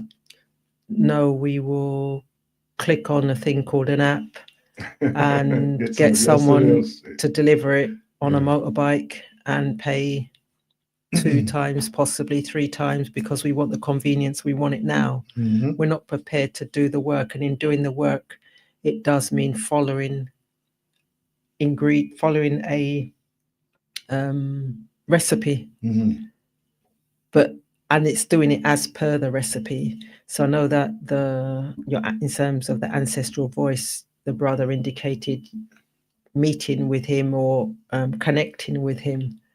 And the question I would ask is, do we always connect with people who we hear and we resonate with, or do we just keep on going on and then complaining and whining and moaning and or anything else to ourselves, and or we get into a crew and we're all doing the same moaning, whining and whatever. Exactly. And we just take the pain, the frustration out on a moaning club rather than doing something and hearing, because there are lots of people out there and different people will resonate with you on a different level, because that's the frequency that you're on. And as they say, when the pupil is ready, the teacher will appear. But are you listening out or looking out for your teacher, or are you just thinking, you know what, my lot is and I heard you saying that you'd got the letter and there were 2 paragraphs within the letter, and how that frustrated you. Yeah. But yeah. I know that It made me draw a breath. Let's put it that way. but in some senses, my reasoning is it shouldn't be a surprise, because we can see that we're all living longer, with or without medical technology as it is. Yeah. We're surviving a lot more things, wrongly or rightly. The healthcare system as it is keeping us alive. Not always, we don't always revert back to the homeopathic or the herbs that we grow or have grown in the gardens, and what our foreparents, if not our parents or parents' parents, used to use when they had a cold, a sprain, a flu, or whatever, needed to cleanse their blood. Let's give you a washout, it being that time of year. We don't do that now. And we wait for the disease and the illnesses to affect us, whereby we then depend on the doctors. Yes. So because we're living longer, it should be of no surprise to anyone that the goalpost is changing from a retirement point of view. One of the things that I don't think it was your gentleman from Ancestral Voices spoke, but for all of us that have come, we've woken and we've seen a beautiful new day. Just give thanks. Some of us have been able to swing our legs over the bed, put it on the floor without a buy or leave, without a blink of an eye, without any palpitations, without any pain, without any, you give thanks. If you've had the pain and everything, but you've still been able to stand up and you've grabbed for a cane and you've been able to stand up and move about your apartment, your flat, your home, give thanks. This is what, you know, well, I mean, we've been, how long have we been doing this show? About 2 years now? About 2 years. About 2 years now, right? And we always come to this sort of like balance and understanding of what we're conveying, right? We're conveying. You know, we may come from different angles at certain things, but there's always the crossroads, right? And the attitude of gratitude, right, for what we are and where we are, who we are, where we're going, right? It's always been a mainstay with the whole thing. The empowerment of that, right? Obviously, it's up to us to really instill that within ourselves, and obviously we would like to impart to others as well, right? Sharing, right, is also part of that process, right? Learning, being willing to be change, adaptable as well, because what is good yesterday is not necessarily going to be good for tomorrow, right? So we have to be in that ever changing, because the world is changing, right? This, you know, irrespective if we accept it or want to accept it, or in some cases, as I've been hearing recently, let's reject that, you know. Right? And you know, they're going out there protesting and everybody, and they want to reject it, right? But the thing is that if there is the possibility for the betterment, right? You know, we have to be analytical to view things, that we're not going to be here all the time, right? Is it going to make us easy? Is it going to make our lives more convenient? Possibly. And then obviously the other side of it is, can we actually live into that change, right? The expenditure aspect of it, which I think that is a main issue for quite a few of us, right? Even the wealthy, they have expenditure as well. Right? Some things they have money that the issues are any easier, right? But like, you know, we have to realize that this world is an ever changing world, right? There are things that we probably would never be part of, because I know I'm not going to be an astronaut, right? Well, unless I'm abducted, right? Right? But you know, I know I'm not going to be an astronaut according to what the system is offering right now, right? But at the same time, there's no reason why I can't be interested in the process of becoming an astronaut. You understand? Right? Because you know, as I say, each one teach one, right?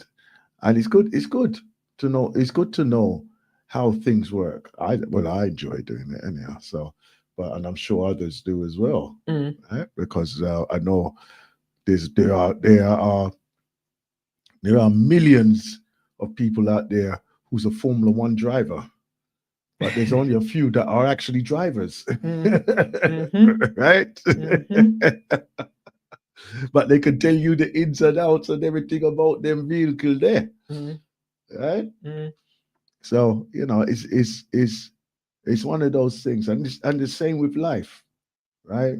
I was just doing a review last month, and was thinking about the telephone, because on the corner of the road where I live, there used to be a telephone box there, right?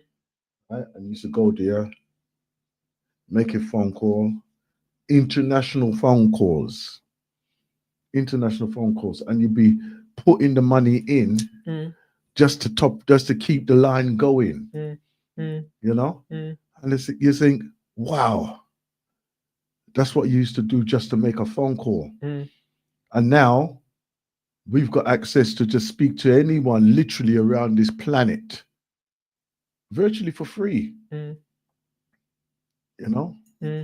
But has there been any progress in our development to equate to our abilities now? Yeah, I hold my talk right there for now. So has there been any progress? I would say individually or collectively, the question is, has there been any progress? So individually, there may be in our Blacknificent family out there who say yes, for them there has been progress. They have, because as you say, change happens. We're all part of it. Some of us will embrace it. Some of us will get confused and or get sucked into the noise that the change brings. And remember that sometimes the noise is in of itself a distraction and taking you away from staying on pace, staying on beat. And as I said before, it's are you ready for it? There may be elements of it that you can embrace. There may be elements of it that you have no control over. But think about your bigger picture. Think about where you want to be and what you want to do, or what you're choosing to do, and see whether or not there is any weight or value in you stop doing what you want to do or choose to do and put your focus in the noise. And I would say, think twice before you put your focus in the noise if that is not your purpose, because the noise in of itself is a distraction. The noise. Hey,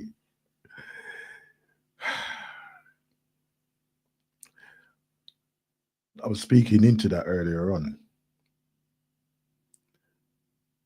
when their so-called declaration of peace or ceasefire.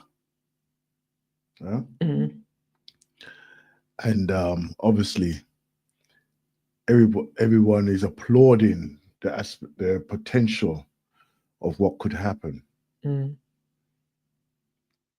But I am reminded, of course, the position that we hold as diasporians, as African descendants, to both sides of that battle over there. And they have no respect for us anyway. And they've displayed that on many occasions. They haven't, none of them have refuted it is at all.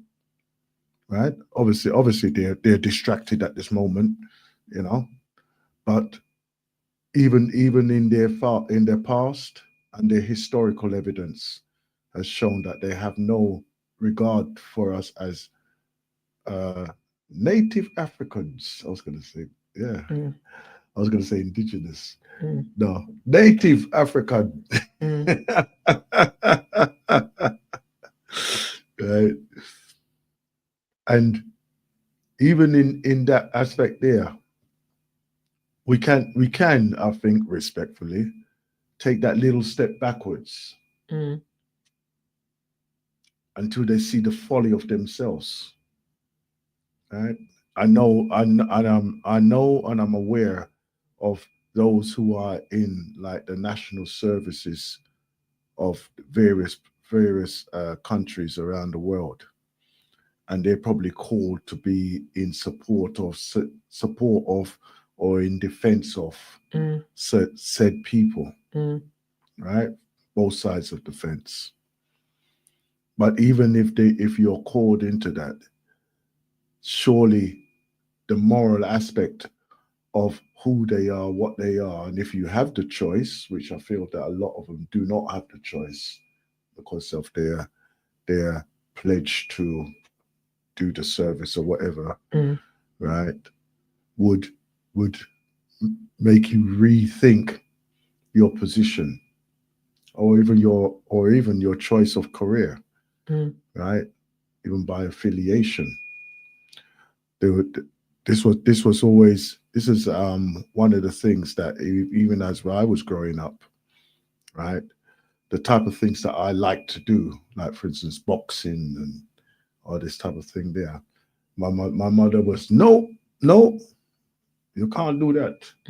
And I literally had to sneak to go and do like judo and karate. You understand? And like even for me to do that, it was kind of like the same dilemma. You know, living one way outside the school, and then another way inside the school, type of thing. So it's the same similar dilemma in that way there. And like I feel that a lot of people are put into that dilemma for themselves as well, because even the demonstrations that happen various places around the world, because that's not the only one that is happening at this time, right?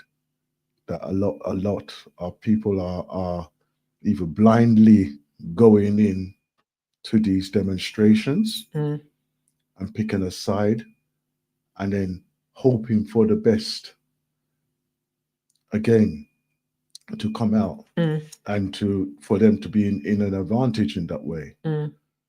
It brings to mind because I was just looking at some material over the civil war in America, right? On both sides of the Civil War, there were black people, enslaved people, who were fighting for both sides. You know, and I think a lot of us are convince ourselves, obviously, winning side, losing side for the black person or not the black person, but in some ways that they were put into that dichotomy again. You understand? We can be put into that dichotomy as well because of probably our political and social allegiances, right? Nationalism, right? You know, Africa for Africans. Forget about the rest of the world, but yet most of us live in the rest of the world. You understand? Right? Because if it was that way, your allegiance then would be, let's get back to Africa. Yeah? Right. But yet, we're comfortably sitting in the in another region. Mm. Yeah. Yeah. So we have to wait up in that way there and be honest to ourselves. Be honest with ourselves, you know. Well, I think that's actually a good space to start. That honesty, but that in it of itself will take work, because that means again drowning out the noise. And whatever then side of the fence that you stand on, it doesn't matter, because you are being honest with yourself unapologetically. So the decision that you make is going to be the right decision for you right now. Sometimes we don't always understand the bigger picture, and sometimes the bigger picture that we have out there is we're thinking, hang on a minute, why is this right for me? But getting to that bigger picture may not be as simple as getting from A to B. You may have to go via C and D in order to get to B. There's nothing wrong with that, because as you go via the left or the right, you're going to be picking up experiences. You're going to be interacting with others. You're going to be conversing, communicating with others that you potentially needed to, either for them and or for yourself. So when you do get to your goal, your dream, you've got something in your kit bag, in your tool bag, that will help you to survive in that time and in that space. And that will give you also the opportunity to think, hang on a minute, now I've arrived, what next? If you've not got anything in any fuel in the engine, the what next is, okay, let me transition out of this life. Yes. And join the ancestors. Huh. So as long as you're not prepared to or choosing to do that right about now, you always need to have something in your... And they're making it easier and easier, you know. In what way? Well, euthanasia. Right? Also graying. Now they put a shade on the let's say choice of putting yourself in that position to go. Like for instance, drugs.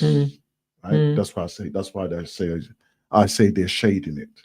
Right? Drug abuse and all them things there. Right? Instead of just saying, no, stop it. Right? They are in some cases enabling it. Yeah? Right? Totally. Anyhow, that's another place you have to go to as well. But like, even if they bring it to the public eye, the public they're not even disputing it anymore. Right? They're not even shocked. You know? Most of the celebrities, most of the celebrities, right? And I'm sorry to say most of the celebrities. Some of the celebrities, what's going on there? Right? Some of the celebrities, hold on, I'm just trying to see if this is. I'm trying to see who's calling on there. I can't even see it too. Still. I can't even see it. Anyhow, most of the celebrities, right, have had some kind of encounter with them, whether it be alcohol, drugs, again, right, traumatic experience, right, and they use it as part of their identification. You know, oh, this is the journey I've been through. Or whatever. You understand? And I think to myself, why would you lower yourself? Oh, sorry, again, I'm doing it. Why would you use that as a form of identification when it's not even in the positive?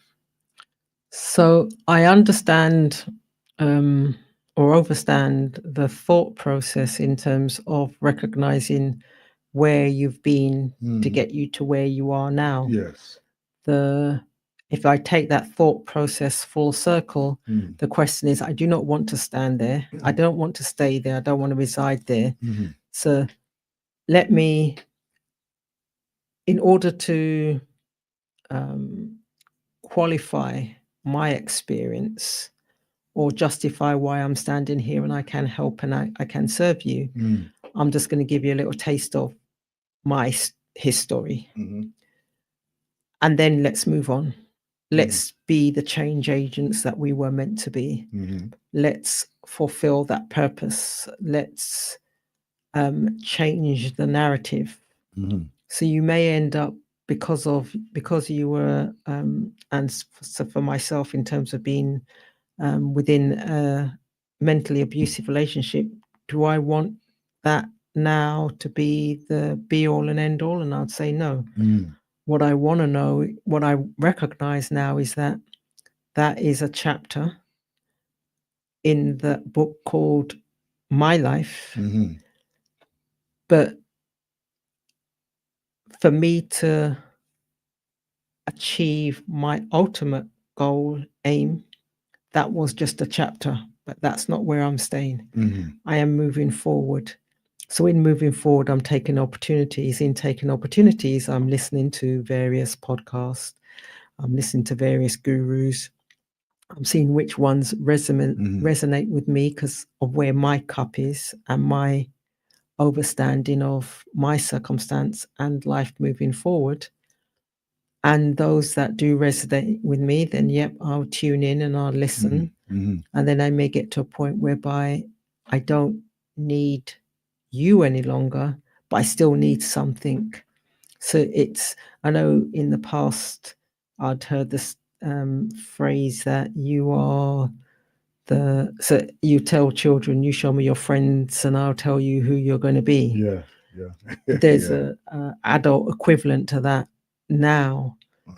But it's that thought process that just because you're listening to, and it may have been the ancestral voice that you played today, doesn't necessarily mean that once you've had your fill of that cup, that you don't move on and go to another well and drink and keep improving yourself.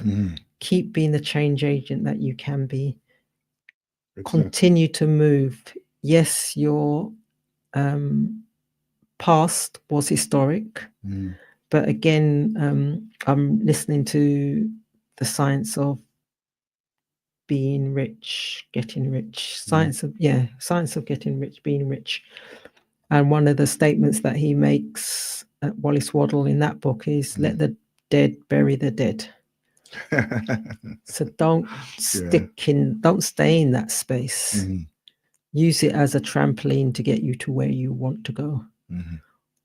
But recognizing then that journey is going to take work.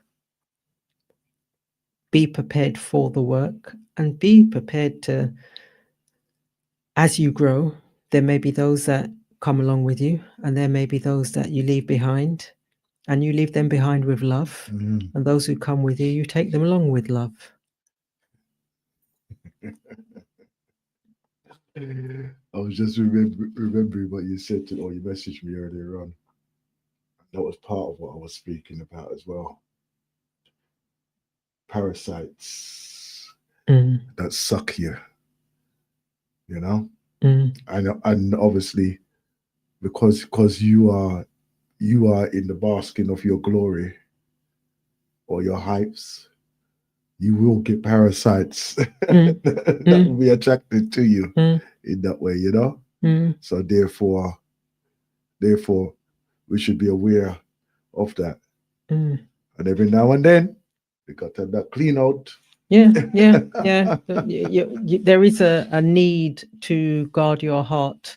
And in guarding your heart, being the watchman at your gates, there may be information that's coming to you left, right, and center that you can quite happily duck. ignore. Yes. And there may be information that's coming to you that you think, okay, I'm going to pay attention, but I'm not going to allow it to take my attention. And I know that I was speaking to someone recently, and they were speaking about, and I recognize that we've got the, we're grateful that technology does allow us to be across many mediums, but some of those mediums for some people create a challenge and can create mental health issues. Yes, yes. And it's a case of them recognizing it for themselves and saying unapologetically, I'm going to either jump on this bandwagon called social media, or I'm not going to jump on this bandwagon called social media because it's good or bad for my mental health, and do it unapologetically. Yeah, yeah, yeah. This one of the thing also, like you're saying about the social media. It's like anything, right? You need to know the ins and outs to be able to control it. If you just allowing it to just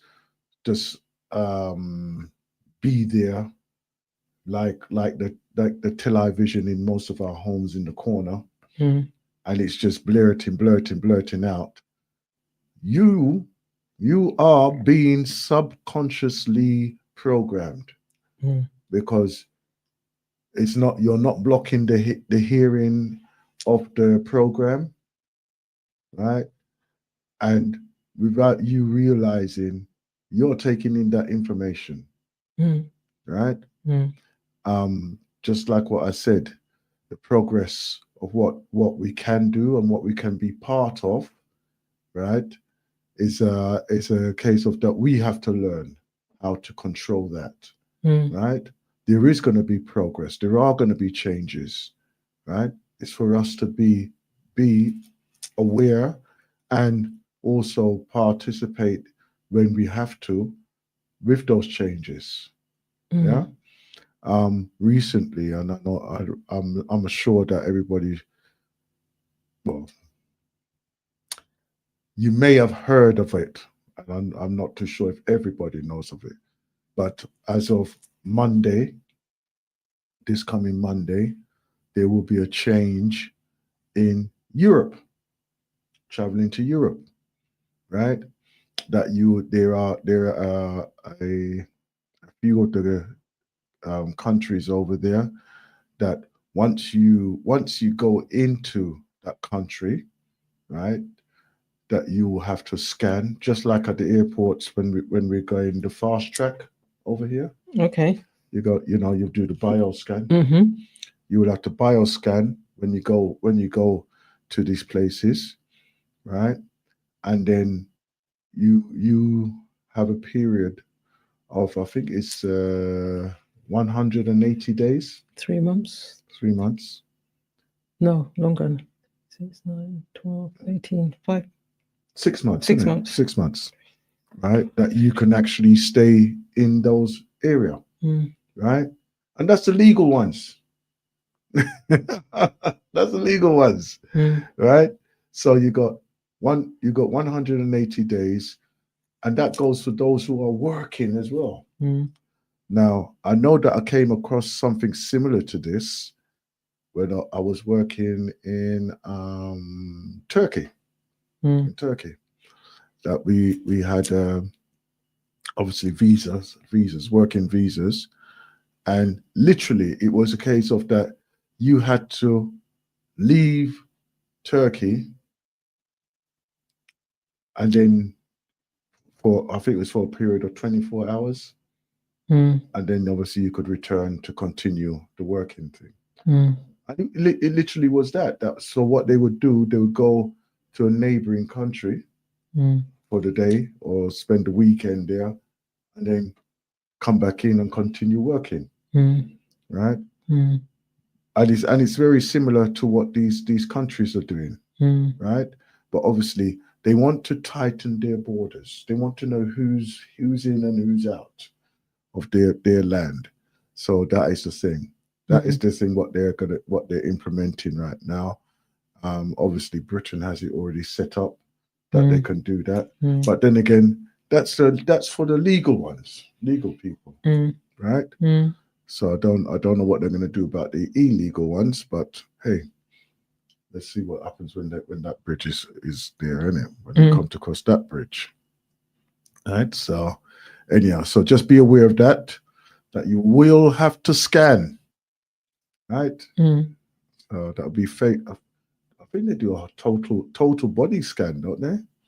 That one I don't know, because that's part of me guarding, being a watchman at my gates and not necessarily listening to the daily news.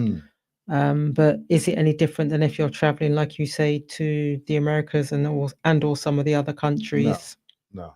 So because they've got a similar. I know they when I went through America, they there was an iris they scan. did, yeah, that's right. They did an iris scan, don't they? Right? And sometimes they do fingerprints, or they do. I think they done. I didn't get fingerprinted this time round, but I believe there was always the iris scan. Yeah, they did an iris scan the last time I went there. So, which I thought, oh, okay, never knew that. And then I remembered Total Recall. They're programming me for something. No.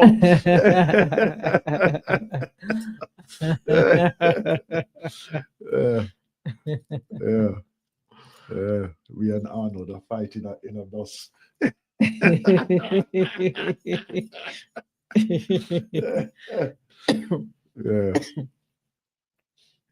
So but these and the thing is that eventually, yes, they will roll out all around the world in some way or another. You understand? Because is it to the betterment? Who's to say? Who's to say? There's a question I wanted to ask you actually. Coming from Jamaica right now. I saw a posting a few days ago. Andrew Holness announcing that there's going to be a new city. Is that right? So again, over here and or in Jamaica, I wasn't necessarily always plugging in. I recognize that with the election just being won by the said government, there are initiatives that they are looking to put into place and works that they'd started, but couldn't necessarily talk about with any gusto or any passion. So if there is a new city, my overstanding is that there's certain things that need to be in place for it to be classed as a city. Outside of the numbers, it needs to have certain facilities such as good road, or at least a road, a major road. There needs to be a church and a school within the vicinity. But it's more the road and the networks need to be connected. So I'm not sure. They're obviously going to chop something in half or shave off a piece from one of the other districts or areas in order to create this city. Because I know that in the past they were looking at Portmore being a city or being a ward or a borough is the word I'll use in its own right, rather than connected to Kingston and or St. Catherine.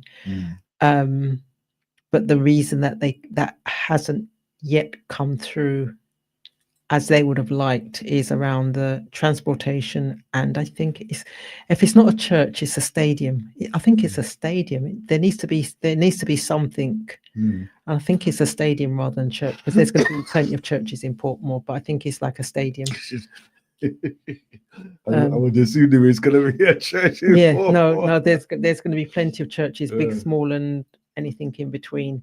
But there's going to be from an education, which they've ticked that box. The road, they're not necessarily ticked that box, because the road going in there and coming out is a bit horrendous. There are no other options. But I think it is something like a stadium that they Okay. need, or football ground or something like that, something that can bring the community together, large numbers of, in order for them to qualify. Okay. Okay. Well, you know, it was just something I saw and I thought, really? Mm. They got all those other places there, and they're gonna build a completely new one.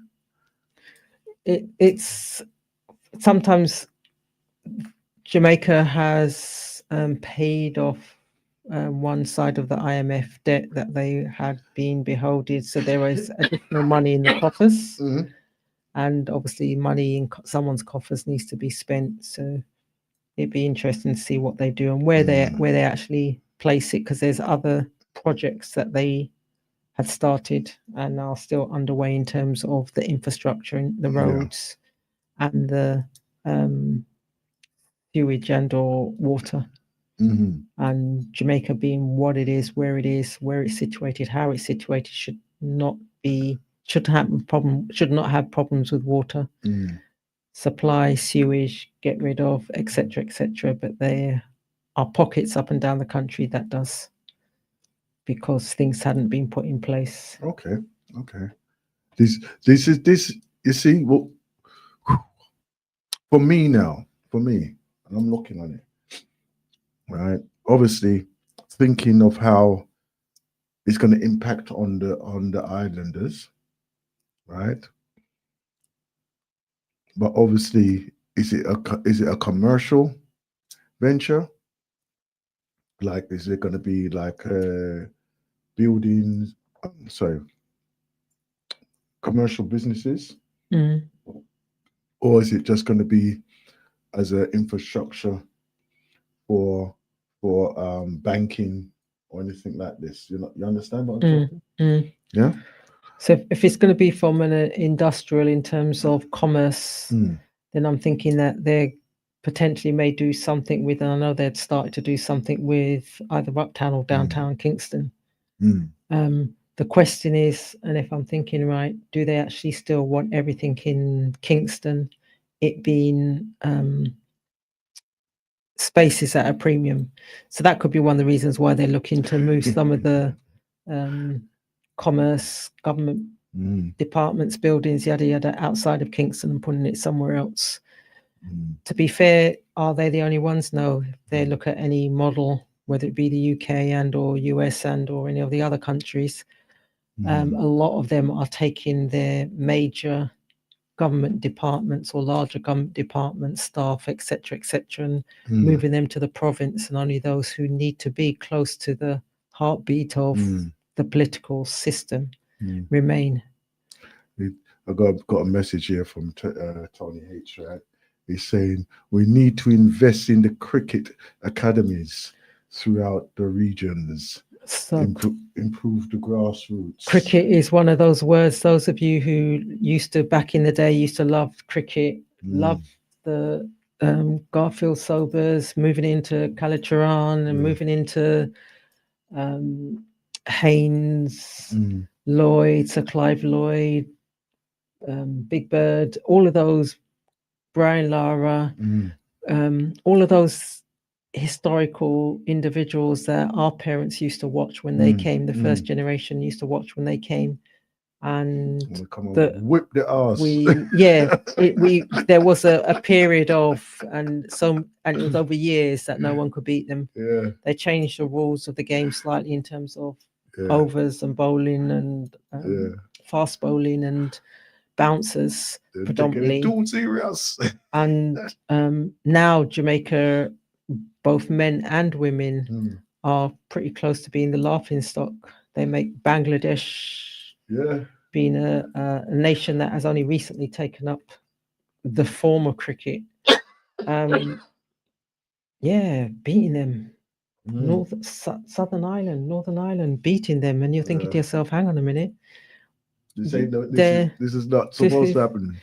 Well, I know I was watching a game a few months ago. Can't remember who they were playing, but it looked like there was a young academy cricketer sitting in the stand watching, Or that's my perception. Why are you there if you're not watching? You may as well be at home or doing whatever. And whilst they were sitting down there, there was probably about 6 young men, and they were all on their phone. Yeah, they were all swiping. They weren't watching the games, and it's not as if to say they had earpieces, because it's not like the UK where when you go to a match, whether it be tennis, football, cricket, whatever, you can purchase the earpieces at a price called X. It seemed as if they were there because it was a free line whip. We need to be there, but whilst we're here, we're going to be doing our own thing. And I'm thinking, if you guys are the next generation, then we best not call out the emergency services just yet, because but yeah, they're getting beat. They're getting beat. All those that love cricket are you know what it is? They put too much meat in them plate. I don't because they're giving them too much meat. No, it's because they've got too much choice. They've got choice, and those who play sport and play cricket, you're going to get, and I've heard the argument, you're going to get paid, call it a figure of £1,000 for 5 days. 6 hours a day, 6 hours, and you're only going to get £1,000. Or you can pay franchise cricket, and you can get £1,000 for 3 hours worth of work. Which one would you choose? So those who are good are making use of the franchises and going around the world and plying their trade for shorter periods, rather than playing with the national team.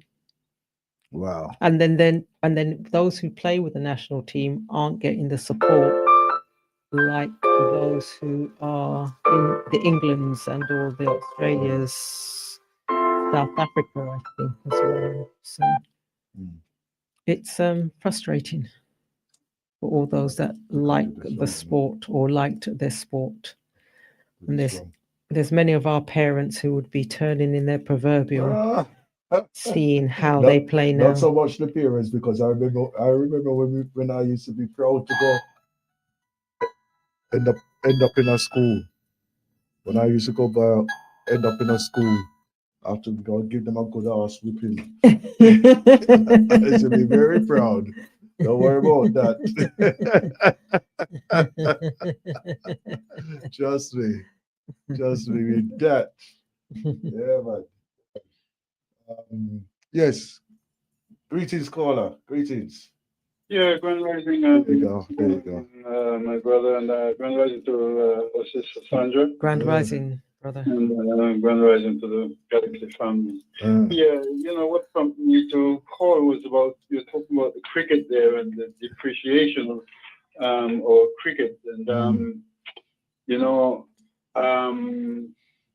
I looked at it many years ago, and, as I said, I came here in 65. When I went back 7 years later, everybody was watching Home and Away and all sorts of things. I don't know if you know that, but that's what they were watching. I mean, the people playing cricket on the streets and sitting on the road and so forth, all that just seemed to have died, you know what I'm saying? But at the same time, because I used to have to come off in Antigua, and in Antigua, because that was when the rise of back in the early 70s, the rise of Antiguan cricket, or the Leeward Islands cricket. Okay, yeah. With Richards and Andy Roberts and so forth. And from 6 o'clock, as soon as the sun was up, as I was at the airport and I'm looking, you could see people there playing cricket. Yeah. It was, I think everybody wanted to be with Richards or Andy Roberts. Of course. West Indies cricket rise so much around that time, because at one time I think we had almost 7 players from the Leeward Islands in the game. And at that time we were winning everything, as you said. I mean, for about 15, 20 years we were actually unbeaten, unbeatable in those times. But as I said, I mean, what I've looked at, because I said I think I mentioned before, I used to go back very regularly since the early 70s. Every year I was going back, sometimes 2-3 times a year. And what I see is a depletion of cricket because of that sort of situation. Many people, as you said, the television took over, and that take the youngsters off the road, because we were natural. You're playing cricket, no pads on your feet, so you had to move your feet because if you don't, you get lick on your foot. So we had people who were active, you know what I'm saying? I mean, I remember even then, as a young boy, we used to play and we used to dare the bowler to throw up what he wants to throw up. Because even as a young man, I'm playing against people of 20 and 25 years of age, although I'm still in my early teens. So there's a difference now. Everybody, you can't go play cricket unless you have the pad. So people don't learn to move their feet. They're doing fashion work now. Well, exactly, and I could have seen the defeat over cricket. I mean, and again, for me, again, the other thing is, if you're going to do a job, you do it well. Yes. Right? You don't care who cares about you or whatever. Especially in this day and age, what you're going to do is, I'm going to be the best man when I go out there on the field. And okay, this is my career. I'm going to learn how to do it to the best of my ability. That's right. While I'm there for the 15 years or whatever. You know what I mean? But I have issues with this manager. I have issues with that. All that sort of thing shouldn't even come into the game. Shouldn't be part of it. And I think all of these things are the things that deplete our game, because as I said, I don't see our youngsters. Maybe you're there now, so you might see it. Brother Akram, just tell them, say you're too soft. Tell them you're too soft. I don't see the passion for the game in the Caribbean anymore, of youngsters coming up, so that you have those, those specialists, those guys who are just, it just comes natural to them. Even watch out. Go ahead. So I as you say, and I'm just thinking of all of recent going over to Jamaica, I don't remember seeing any green space with any child playing with a bat and a ball. What now? Now, not in the last, I can't remember the last time I saw it, to be fair. I'm talking about well over 10 years. Now I'm thinking back in the archives Tony, hold on. Let me ask this question here. Tony, when was the last time you was in the Caribbean, or are you in the Caribbean? And do you see youngsters playing cricket now? Right? So this is on the Tickety Talk. Right? I'm just asking him the questions. He's saying the players should come and play cricket in England as a must to get used to the conditions. So in the past, past they were encouraged to do that. So there'd be one or two, Viv Richards, Lara. I feel that was they just for the all came over. Stuff. That was just for the finance, I think. But they learned how to play, because when they used to get the test matches, unfortunately, West Indies would always be the first early test match or the late test match. So it's the early one where they're all standing there with their hands in their pocket because it's a little chilly out there. And they'd only get one or two test matches. But within that, those who weren't used to the condition of the English weather, they quickly faltered. So they did need to be here. What's his name played cricket for Somerset for how many years with Ian Botham? Richardson played cricket over here. Joel Garner played cricket over here. So they all done their little stint. So you learn the requirements of another country. So when you come and you're plying your trade and you're playing as a team, you understand the movement of the ball, you understand the climate, you understand that, hang on a minute, we're going to be getting the shorter end of the stick. So how can we make the best use of it? So I recognize that, and I understand that. And I know that someone had messaged you and said that Brian Lara and Chanderpaul, again, they were at the end of the West Indies and glory the glory years. years, and many a time between Chanderpaul and Brian Lara, they were carrying the West Indies. Yeah. Because they didn't have the consistency. And like I said, I'm thinking back now and thinking, do I see anyone playing cricket? No, they all want to play football. Everyone's playing football. Any little brown space, green space, or any space, they're all got their football and they've got their shoes and they on a regular basis football, but not cricket. Yeah. Okay. He's saying that the ball swings a lot here. Yeah. Right? Because of the climate, and because of the weather, and because of the sunshine. Even the different types of ball they use here is different from the one that they use in the Caribbean, in the West Indies. But Brother Akram had indicated that there were many from different islands, but there was a coming together of sorts. But now, if you're thinking about regional cricket isn't even played in Jamaica because they've got a 2020 tournament or a 50 over tournament, and it doesn't play in Jamaica. It plays in the other countries. It will play in Barbados predominantly, and or the other islands. But Jamaica doesn't, because do they have a team? Maybe, maybe not. I figure they do have, but they don't have enough interest, and there is not enough money in the sport. Never mind. And it's a shame. It's a shame, really, because just like most of the things,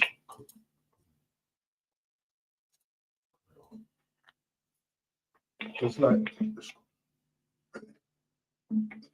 like most of the sports that's been available around the world, there has been those who have excelled in there, like the boxing, right? We've had a few champions on there. Obviously, athletics of various kinds. They've been able to excel within those as well, right? And I'm sure that there's talent right across the islands in there. What was it the other day? I see a cyclist, from Trinidad, tear them up in the velodrome, tear them up. But historically, I've always asked myself, is it because there are so many other options? Yeah. I would like to think that young men predominantly, even the young women, because there is a cricket team, women's cricket team, West Indies women's cricket team. I'd like to think that because of the options, they're choosing cricket as possibly not one of them because there's no money in the sport. So that those who do it, I hope that they pray they do it because they love it and it is their passion and it is their purpose. But for those who... You're saying there's no money in the sports, but there's money. That's what I'm saying, right? If it's a short-lived game. It's about maybe 15 or whatever it is. And you can make a lot of money in the game, right? I mean, look at what's his name? Our brother from Jamaica, there, the left-hander. I forget his name now. But he used to play in India.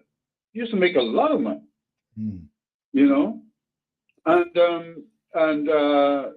So what I'm saying is, you be the best, and if you're the best, you might even be playing for England or whatever teams you may play for. Australia may want you because they want the best to, so that they can challenge their own players. You see what I'm saying? And they will pay you the money. Brother, the one who used to make a lot of runs there,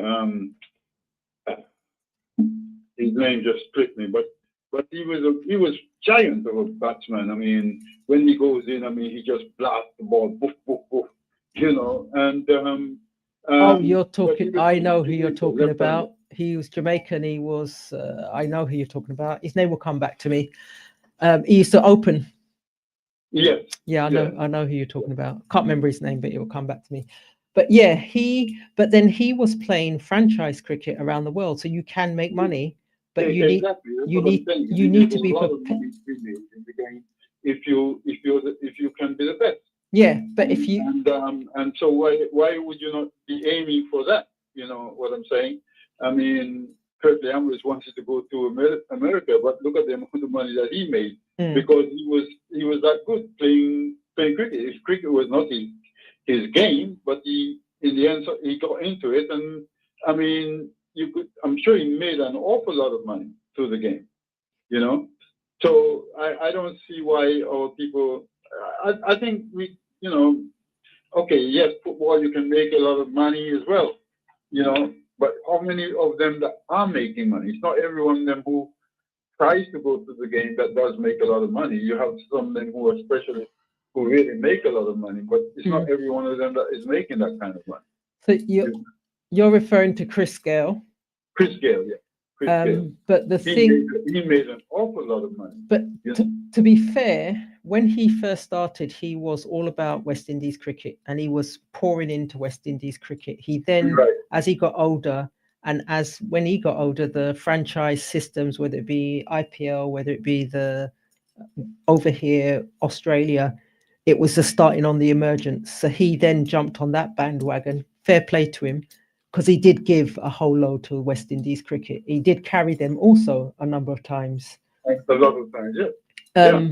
But now you've got established cricketers who, and I can't remember the name of the one.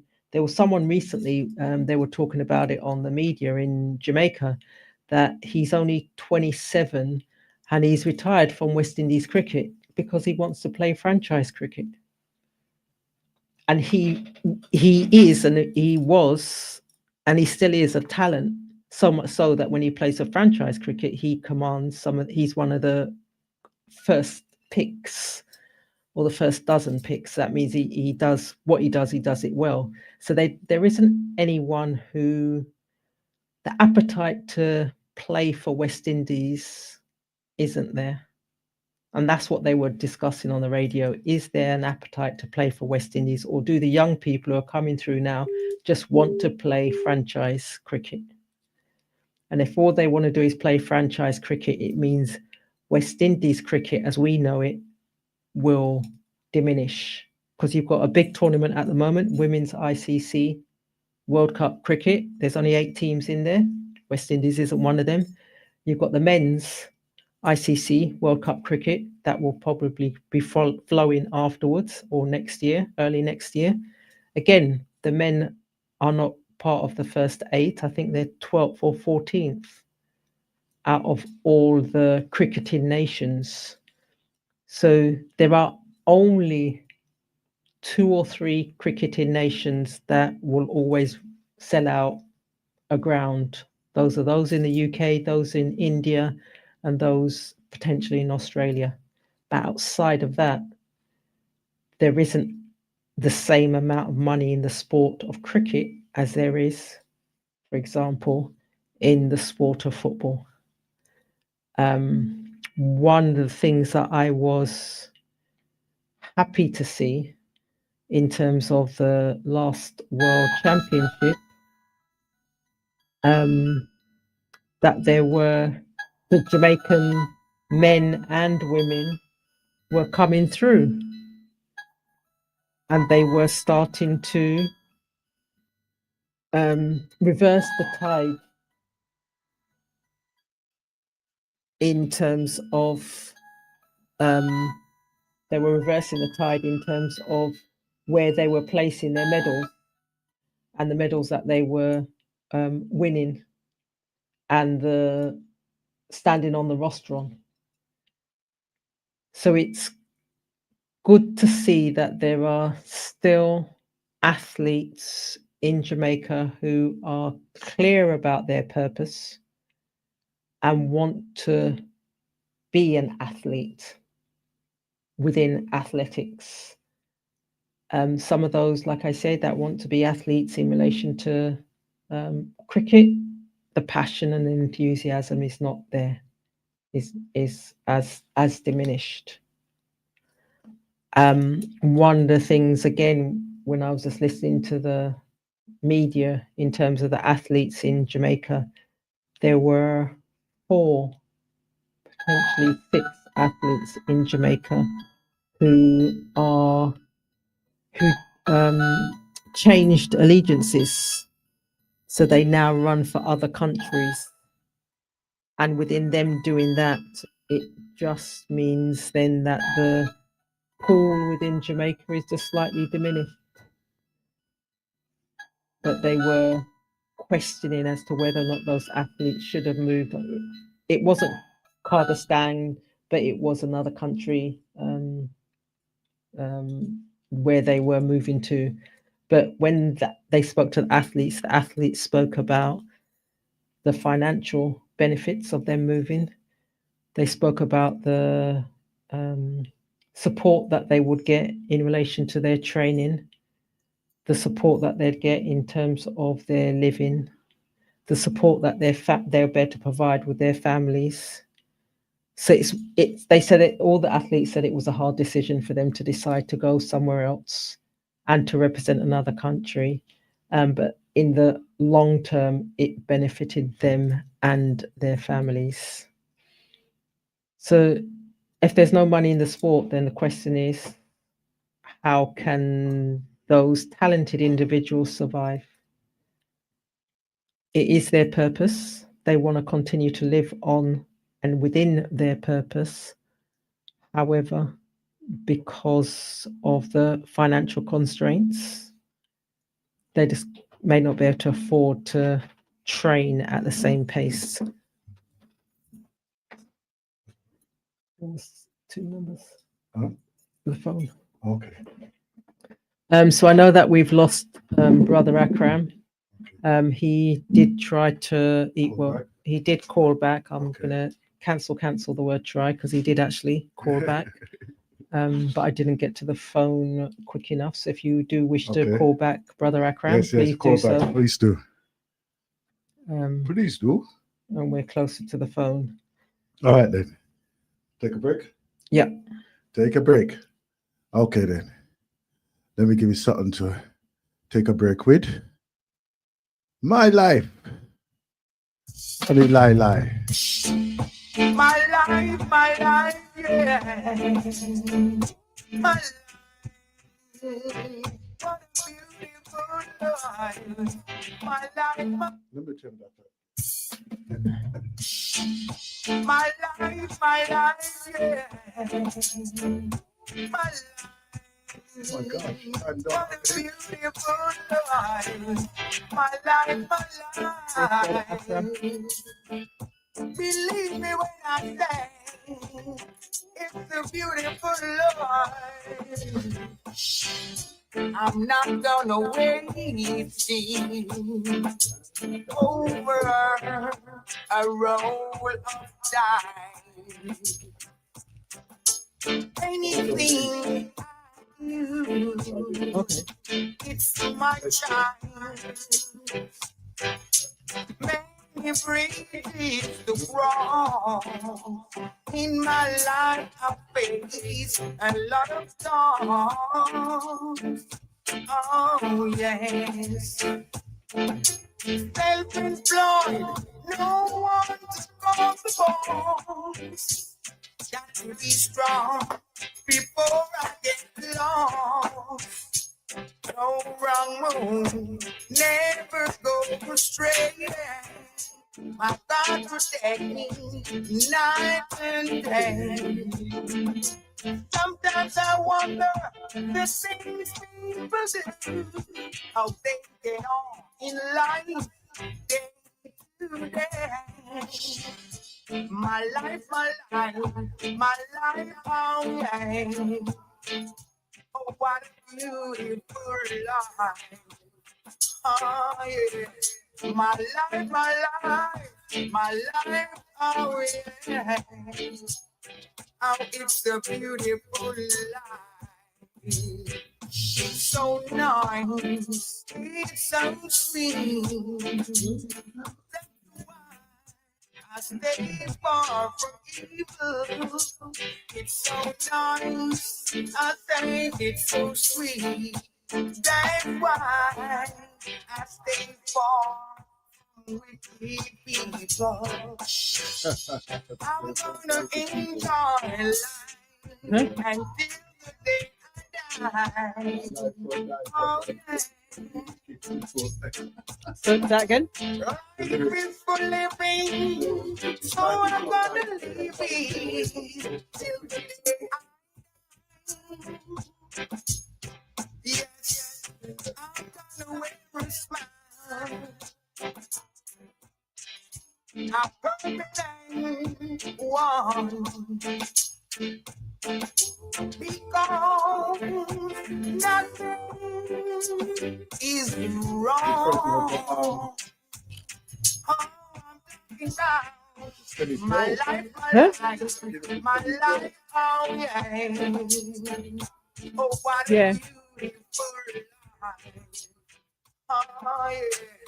My life, my life, my life, oh yeah. It's a beautiful life. It's so beautiful, it's so beautiful.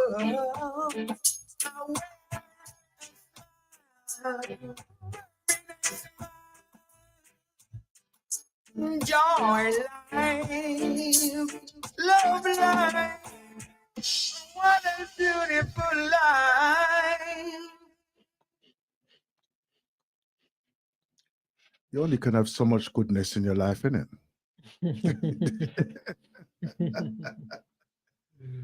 Welcome back, brother Akram. Welcome back. Welcome back. Is he there? I know he's there. I know he's there. I know he's there. Let's see. I've got it up. Yeah, I said I just got interrupted with a lot of calls. Just keep putting me out. Oh no. Oh, never mind. Never mind. Never mind. Never mind. Anyhow, welcome back, my brother. Welcome back. Okay. You're right.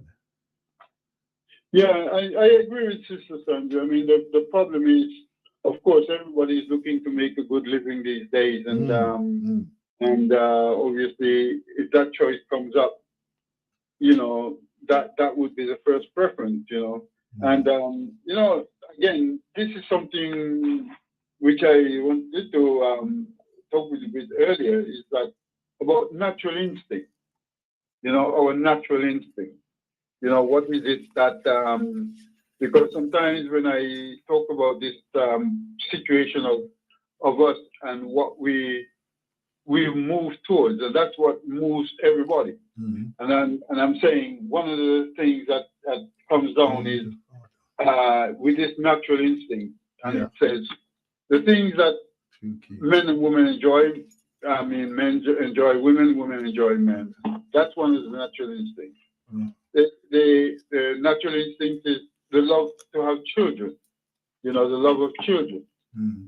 The other love is to have, you know, transportation, you know, whatever it is. I mean, transportation has always been one of those things of us as human beings. We love, you know, I mean, you know, transportation. Also, house. I mean, like, for instance, sometimes I send pictures of where I live, the surrounding. But everybody's asking. But you're only doing that to show me the house. you only do that to make people feel jealous. That's what it No, well, I want people to run to Africa. That's what I want them to do. You know what I mean? Because I'm showing them what they can have in Africa. You know, people don't realize what they can have in Africa. Well, you know something, as what they say, you can lead a horse to water, but you can't make it drink. Well, exactly, yeah. You know, but the point is that, I mean, I'm showing them the area, and I'm saying, but they ask me, well, how about the house? The house is not that great, but yeah, you know, I mean, and you know, so these are things that people aspire to. You know, I have a nice house, I have this in the house, and so forth. You know, you can't get away from that. That's human nature, right? That is part of his, you know, the things that aspires him. You know, so what I'm saying is, when we're talking about to our people and so forth, and telling them this and telling that, they you know, I'm there down in Africa, and you say, look, you're looking at them and you say, well, you can do this, and they say, just give me money, give me money. That you can see that on their faces, you know, just give me money. I mean, you know, you're driving a car, I want a car too. How am I going to get caught? Give me money so I can, Yeah, you yeah, know? yeah. I've seen. And that Listen, is I've just seen. I've naturally- seen that. I've seen like people like you know what we call what I recall. They were doing. I think it was called the Super League. Was it the Super League that the cricket team was going to? And there's a few of the West Indies team what signed up for it. There's I don't remember. There's various leagues Yeah. that they No, have. when it was initially that started. was yeah. So yeah. And then when they came back, they were like banned from playing for their nation. So this was yeah. So it wasn't called Remember? Super League. This was when this was Kerry Packer back in those days. Yeah, I'm not too sure if it was Packer, but it was It somebody. was just after when Yeah. a number of them decided to play for South Africa, play in South Africa. That's it. And they were, when they went back, they were either vilified from the Caribbean, West Indies, whichever island, and when they went back, they were vilified. And what he'd wanted was for the best of the best to play in. So he had his own agenda. And some of them said, yep, I'll play for a figure called X. And that figure called X was very enticing and would have set them up for the rest of their life or a part of their life. But they were vilified for it. And bearing in mind what he was doing, because that was the first time coloured clothing outside of the whites was encouraged. And now every country has the coloured clothing. It's only in the UK potentially when they play Test match cricket that they play white. What do you expect? You know.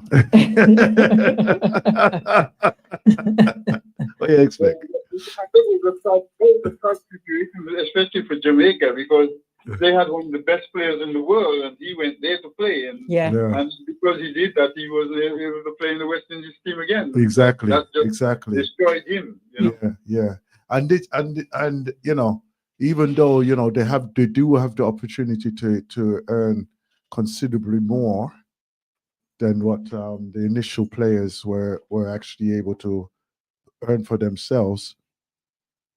This is why, you know, some people just look at it like it's a privileged game, a game of privilege, you know.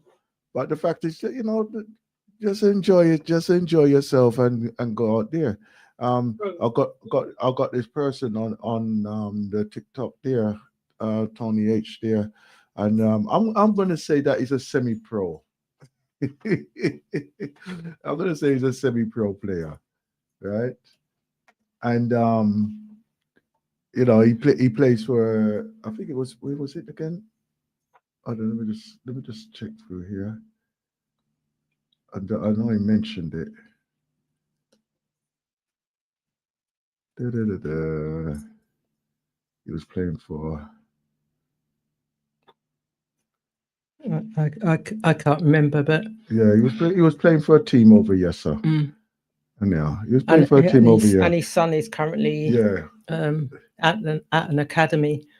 So if you're playing in the UK and you're coming up through the system within the UK, you can earn a living from it. Cricket is one of those that if you are part of the top X, they will pay you and you can make that living. And you play franchise cricket, but if England call, effectively you've got to come back and or juggle it.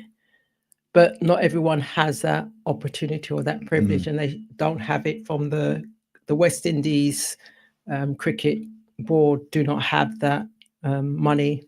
The South African cricket board don't have that money. The Indian and the Australia and the English are probably the only ones. And you know, for what it is, and as a sport in its own right, you know, that obviously it is an expenditure of some sort, and in each way, and monopolized by whoever, whatever. But let's just enjoy the game as it is, you know. And I'm sure that there are some hungry people in a Jamaica who prefer to play rather than get paid.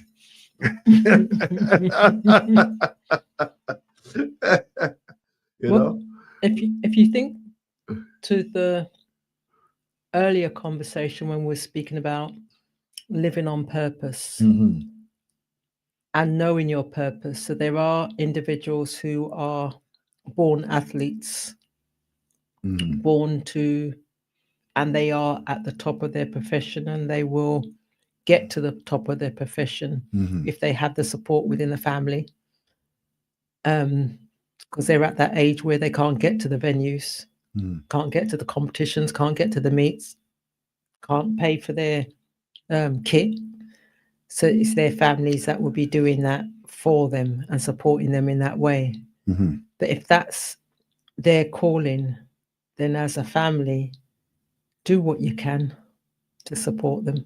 Yeah. Because if that's their purpose, we'll have other individuals whose purpose is to be the nurse, to be the work in other professions, whether it be the bank, whether it be for themselves, whether it be to stand on stage and speak, whether it to be working with artificial intelligence and AI and etc. Other people have passions, but finding it, and if you see that your child is not academic, but they are sporting, then support them in there in that way. There's some of us, you know, we would obviously, you know, we want the best for our children and everything. But you know, sometimes that is part of the journey as well. Learning or participating in our activity is part of the foundation that they will use to master other aspects of their life as well.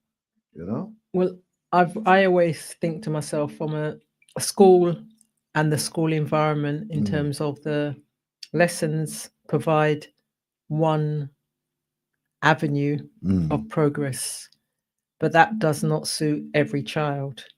So there will be children who will be more of the arts, lean towards the arts, or lean towards the craft, or as you said, when you were growing up, you wanted to take things apart.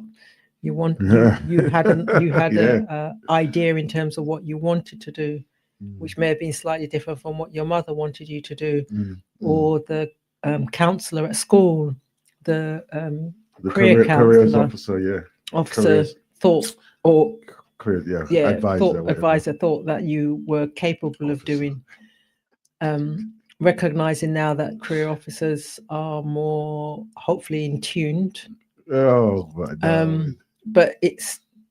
there are still avenues that the young person is taking that as adults, if we drown out the noise and we watch, observe and listen, we can support our young people in many, many, many ways. Yeah, well, you know, also it's a very sad thing for us, you know, especially from the Caribbean, because, you know, when that team was strong, it really held us together. We had a purpose. You know, it really made us proud. Yeah, man.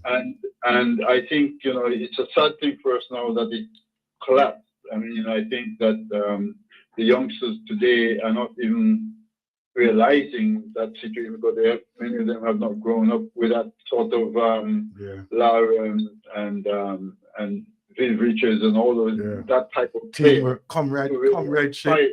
Inspire them, you know what I mean? It's when all the islands come together, so if all the islands come together, so that and make a progress. That in itself is a statement, because they were coming together playing cricket before they came together financially.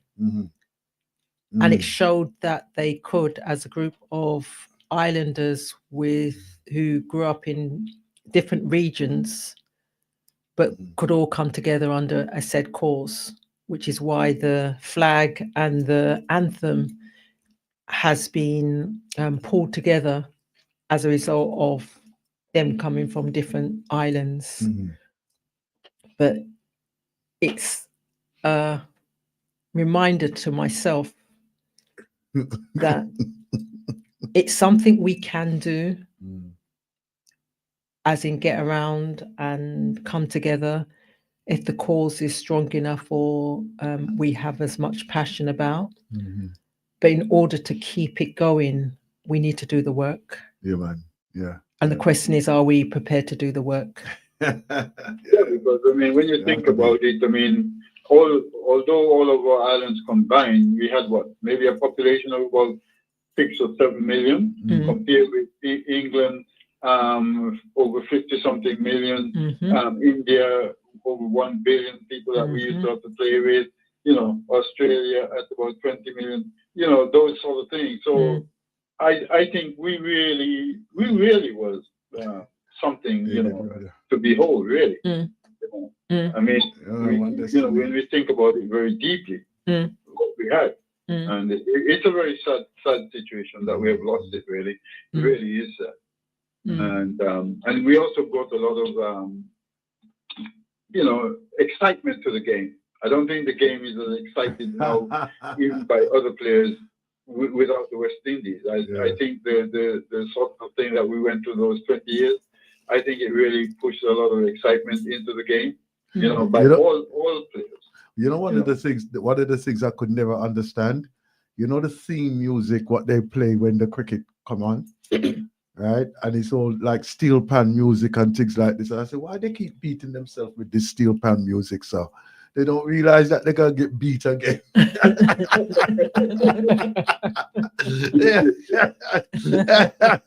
You can imagine being an England player and hearing steel pan music. So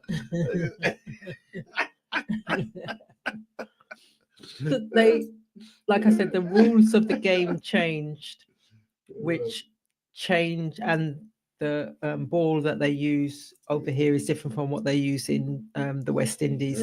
But the rules changed, which was a detriment to the West Indies. And I remember I was in Jamaica and I was very excited because England were playing the West Indies in Jamaica. And I was getting ready to go to Sabina Park in order to watch the cricket.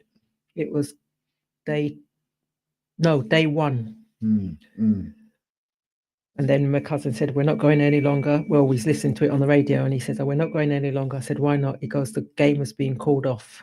And it was a match whereby they claimed that the pitch was unplayable. It was too bouncy and it was a danger to the English. It was after that, I think they were more stringent in terms of the bouncer rule. But it just changed the whole way of the dynamics. And that, if that wasn't the nail in the proverbial, it was the downward trajectory from there on in terms of West Indies cricket and cricket in Jamaica per se, because I don't even think there's a test that's played in Jamaica, let alone the regional tournament. No, they've got grounds. They've got a couple of white elephants. But they don't play cricket. Wow. The one white elephant that they created was Trelawney. Not Trelawney. It's going to come to me. Its cruise ships go there now, just outside of Ochi. And that was a cricket for the World Cup. But yeah, cricket doesn't play there any longer. I tell you, it's one of these things. I mean, like even for us doing our show here right now, right? Obviously, raising the esteem of the players, and what did it call? What really helped them? No, I won't say help them. What motivated them, right, was being insulted in such a manner, right? And then using that fire to go around the world to just tear out people's up. And of course they took it and they used it as being a weapon for themselves. You know what I mean? And of course it wasn't just the playing that they were playing against. Was it? And then I've got somebody on the line here again, right? Tony, welcome to the Blacknificent show. Right, just a moment, my brother. Right. I'm gonna see if I can. Okay, go ahead, my brother. What's your contribution to the show today? Yeah, it's just about the cricket. I grew up in my grandfather, when he came from the West Indies and moved over to England, Mm. you know, he was in the late 60s and 70s. He'd tell me how proud he would be to go to work and how he could show his face. Yes. Yes. Yes. And for me, growing up, you know, I was born in 89, so I grew up as the West Indies were kind of dissipating. Ambrose and Walsh had gone. Lara was still there, but was coming into his 30s. Chanderpaul, hard left-handed batsman, crab style, loved it. Always gave his heart for us. And I was used to losing a lot as a kid. And I still remember the 2004 Champions Trophy over here, which was in England. And Bradshaw scored the last runs after we were 7 wickets down and we beat them in their own backyard. Was that 666? That was he the one that done the 6 sixes or 5 sixes? No, that's the T20 2016. All right. Okay. That's remember the name? I forget. I'm 36. I must be getting on because I'm forgetting stuff. You get licked too much time with the ball. Yeah. But he was a good all-rounder as well. But we've had flashes like every so often, every few years, we get these flashes of brilliance where we can beat England for the odd test. We went to Australia not long ago and we beat them. Yeah. Yeah. When you could see that when we were on top of them, the passion was there. The fire was there. You could see how unified the team was. And you know, living in the UK and being around a lot of cricket fans, it's hard being in the stadium. So I'll take anything that comes. Earlier you were saying about the left-hander from Jamaica, Chris Gale, the universal boss. Yeah.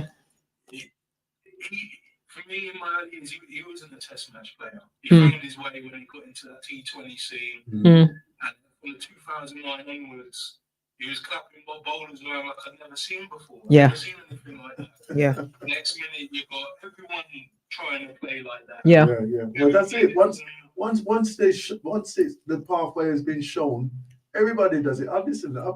Listen, when I was in school, you know, I was a demon. Right?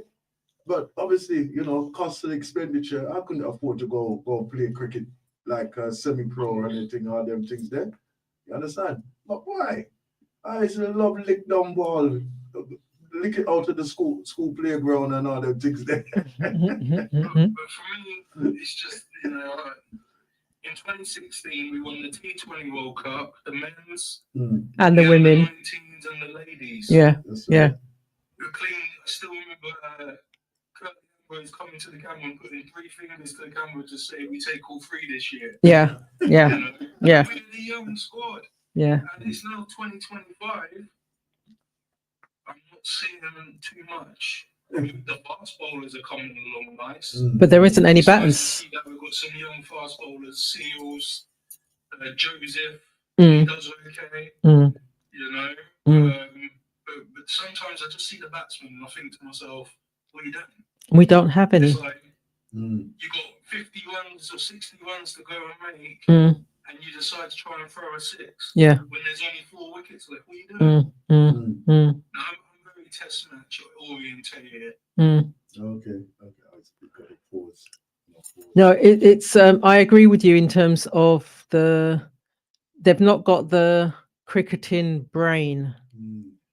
So they are seeing that there's 40, 50 runs left, and then everyone wants to be a hero. Everyone wants to be Brian Lara, Chris Gale, Andre Russell, Wonder Brathwaite's.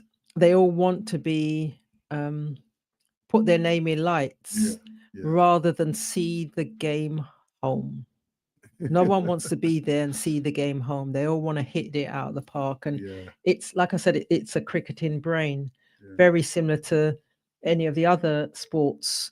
If you've not got you could have all the natural talent, but in this day and age, if you've not got the brain behind the talent, then the talent in itself is not enough. Exactly. Because there's lots of people that are out there that are talented. Let me tell you, I used to work with this person, right?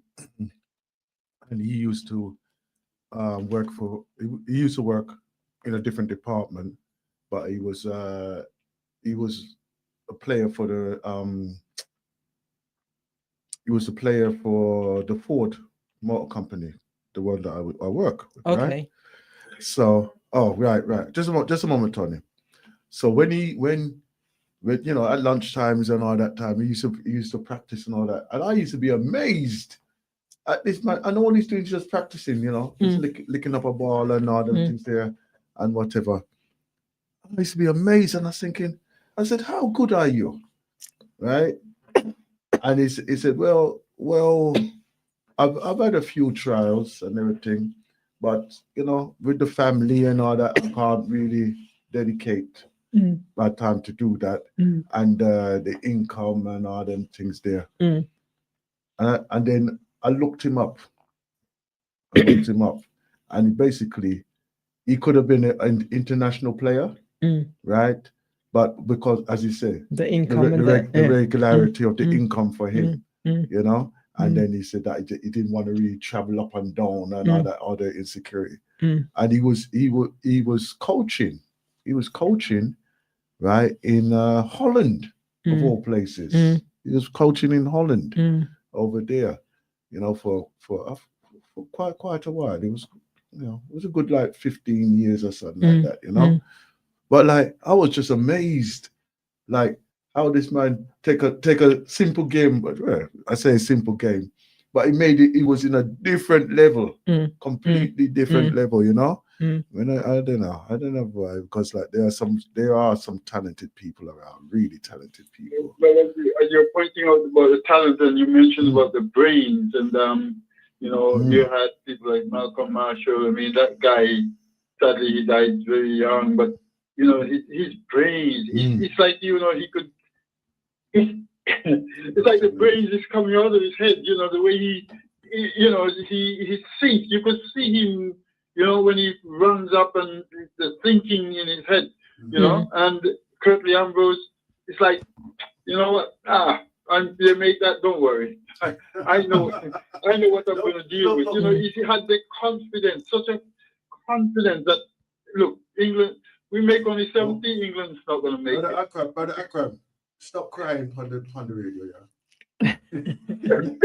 Sorry? I said stop crying on the radio, man. Sure. No, man, I'm telling you, they made us proud, man. I mean, people realize the how big they made us, as a people. They really did us proud. I mean, they were our absolutely thing, because as I said, all these other countries were so big and powerful, and yet still here's these little islands beating them up within. Of course, we had to be proud. Yeah, of course. Right. Tony, I only got another 10 minutes on here, right? Would you like to have a final statement before? I'm actually on my lunch break. Oh, okay. Go ahead.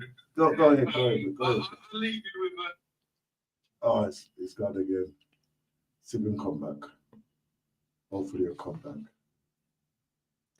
So whilst we're just waiting for him to come back. Yeah. Okay, go ahead. Oh no, it's gone again. Okay, then go ahead. Go ahead with your statement. Oh, he's flipping in and out. Okay, Sister Sandra, go ahead. If we think about the passion that those individuals played with in the past, they were living on purpose and living their passion. And what they gave to us by way of that was just a joy, an excitement, a rhythm and a vibe that we would often walk tall because we'd seen a really good match where, hey, they're just demolished, annihilated their opposition, bearing in mind what they started with. And it shows you what you can do regardless of what you start with. If you've got A, the passion, and B, you've got the knowledge, you've got the headspace. Now it comes down to money a lot more, but in the past, And should we allow that to stop us and stop our children from living their greatness? No. No. Not at all. Exactly. Okay, Tony, come with what you're going to say now. Yeah, I was literally, I was just going to say, man, gotta go, but if we watch Fire and Babylon before every match, good choice. I can't see how we can lose. Exactly. I gotta go back to work now, but yeah. It's not always cricket that we're talking about. it's a pleasure. All right then. All right then. Take care now. All right then. Brother Akram. Yeah.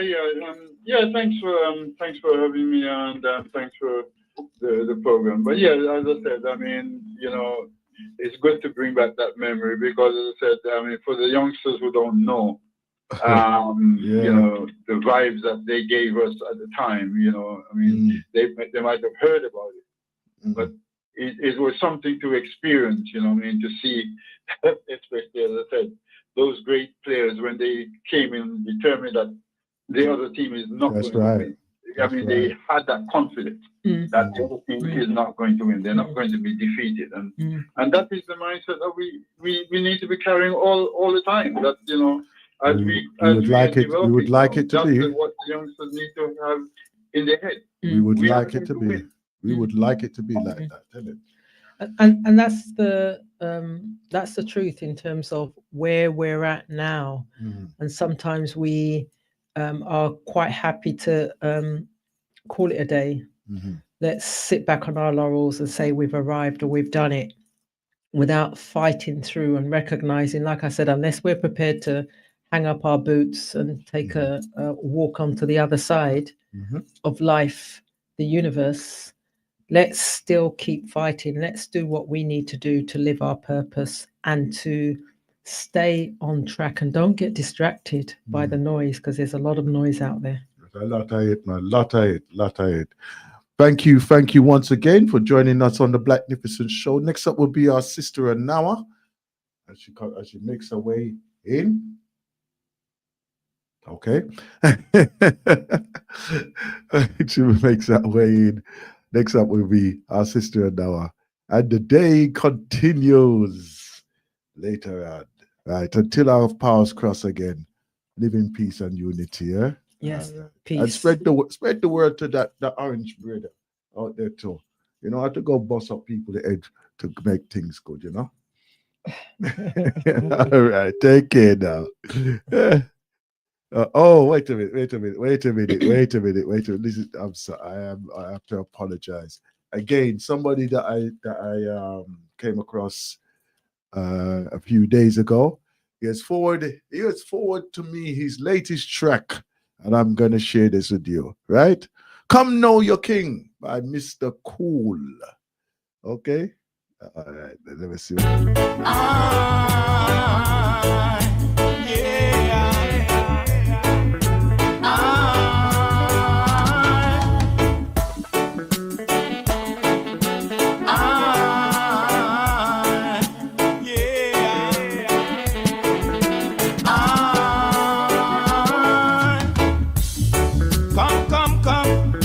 Come know your king, and know that he lives within.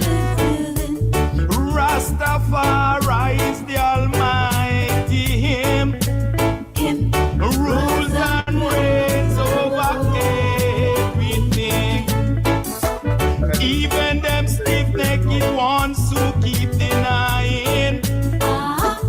Evil tongue shall confess about him. Emperor Haile Selassie, that he is the Almighty. Emperor Haile Selassie, mighty power over the Trinity. Emperor Haile Selassie,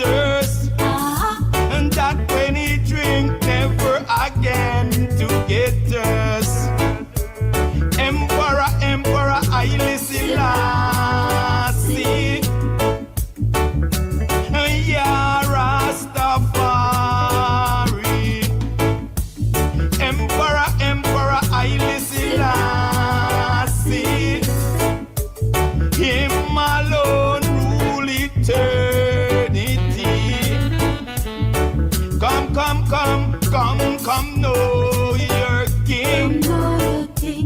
And know that he lives within. Rastafari is the Almighty Him. Rules and reigns over everything. Even them stiff-necked ones who keep denying. Evil tongue shall confess about Him. Emperor, Haile Selassie, that He is the Almighty. Emperor, Haile Selassie, mighty power over that Trinity. Emperor, Haile Selassie, He is time, space, and matter.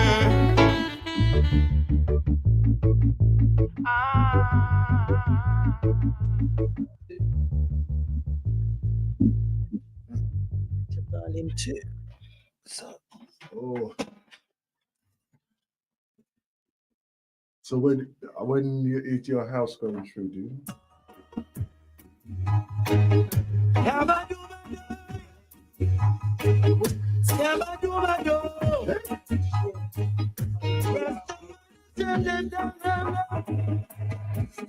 After all that we've done for we, still shining sun for we. You don't have to be ungrateful. Why can't you be thankful for the most I you are? And how you're living, how you're doing, fearful. When the most I come for, that's when the most I come for. Yabba-dooba-doo, yabba-dooba-doo, birds and the birds and the flowers, they're all here. Birds and the I'm feeling into the trees and the wind. Hey, how was the job? How was the shot? I could hear them shout. How was the job? Is the creation and bird? I'm like, no, I'm gonna run. Too much shoots and get murder. Yabba-dooba-doo. Yabba-dooba-doo. I'm there. Six and stone we learn. If mankind six and stone. Don't worry, still. Jaja love you still. Pretty you still. From being killed. Get the youth. There's no point to be what you're traveling. No. Yabba-dooba-doo. Yabba-dooba-doo. Yabba-dooba-doo. Yabba-dooba-doo. But you reap is what you sow. Something I'm seeing so. Rastafari and live so. No. Rastafari. So make sure you no more blood, no fish spill. Rastafari stand still. No.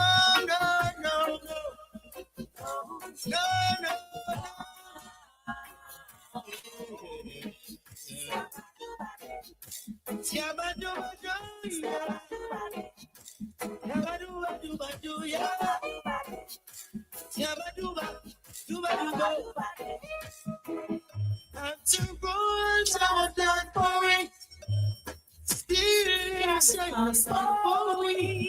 You don't have to be ungrateful. Why can't you be thankful for the moments that you are? And now you're living, doing beautiful. Cause when the rest of the world come for you, what does Yabba-dooba-doo? Where I saw it's a last city for you. When the most flowers begin, the flowers yeah.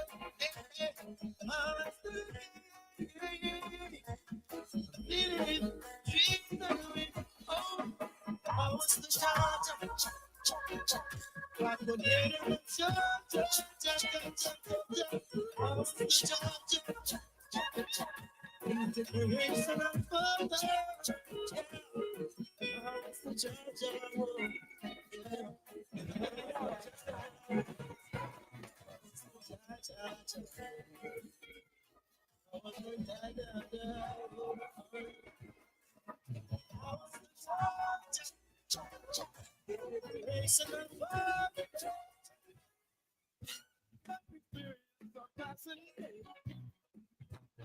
Witness what the whole folks say.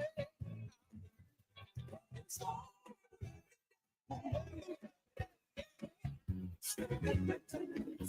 you are not holding on that form. You can find the gap, find the gap. You are not holding on that form.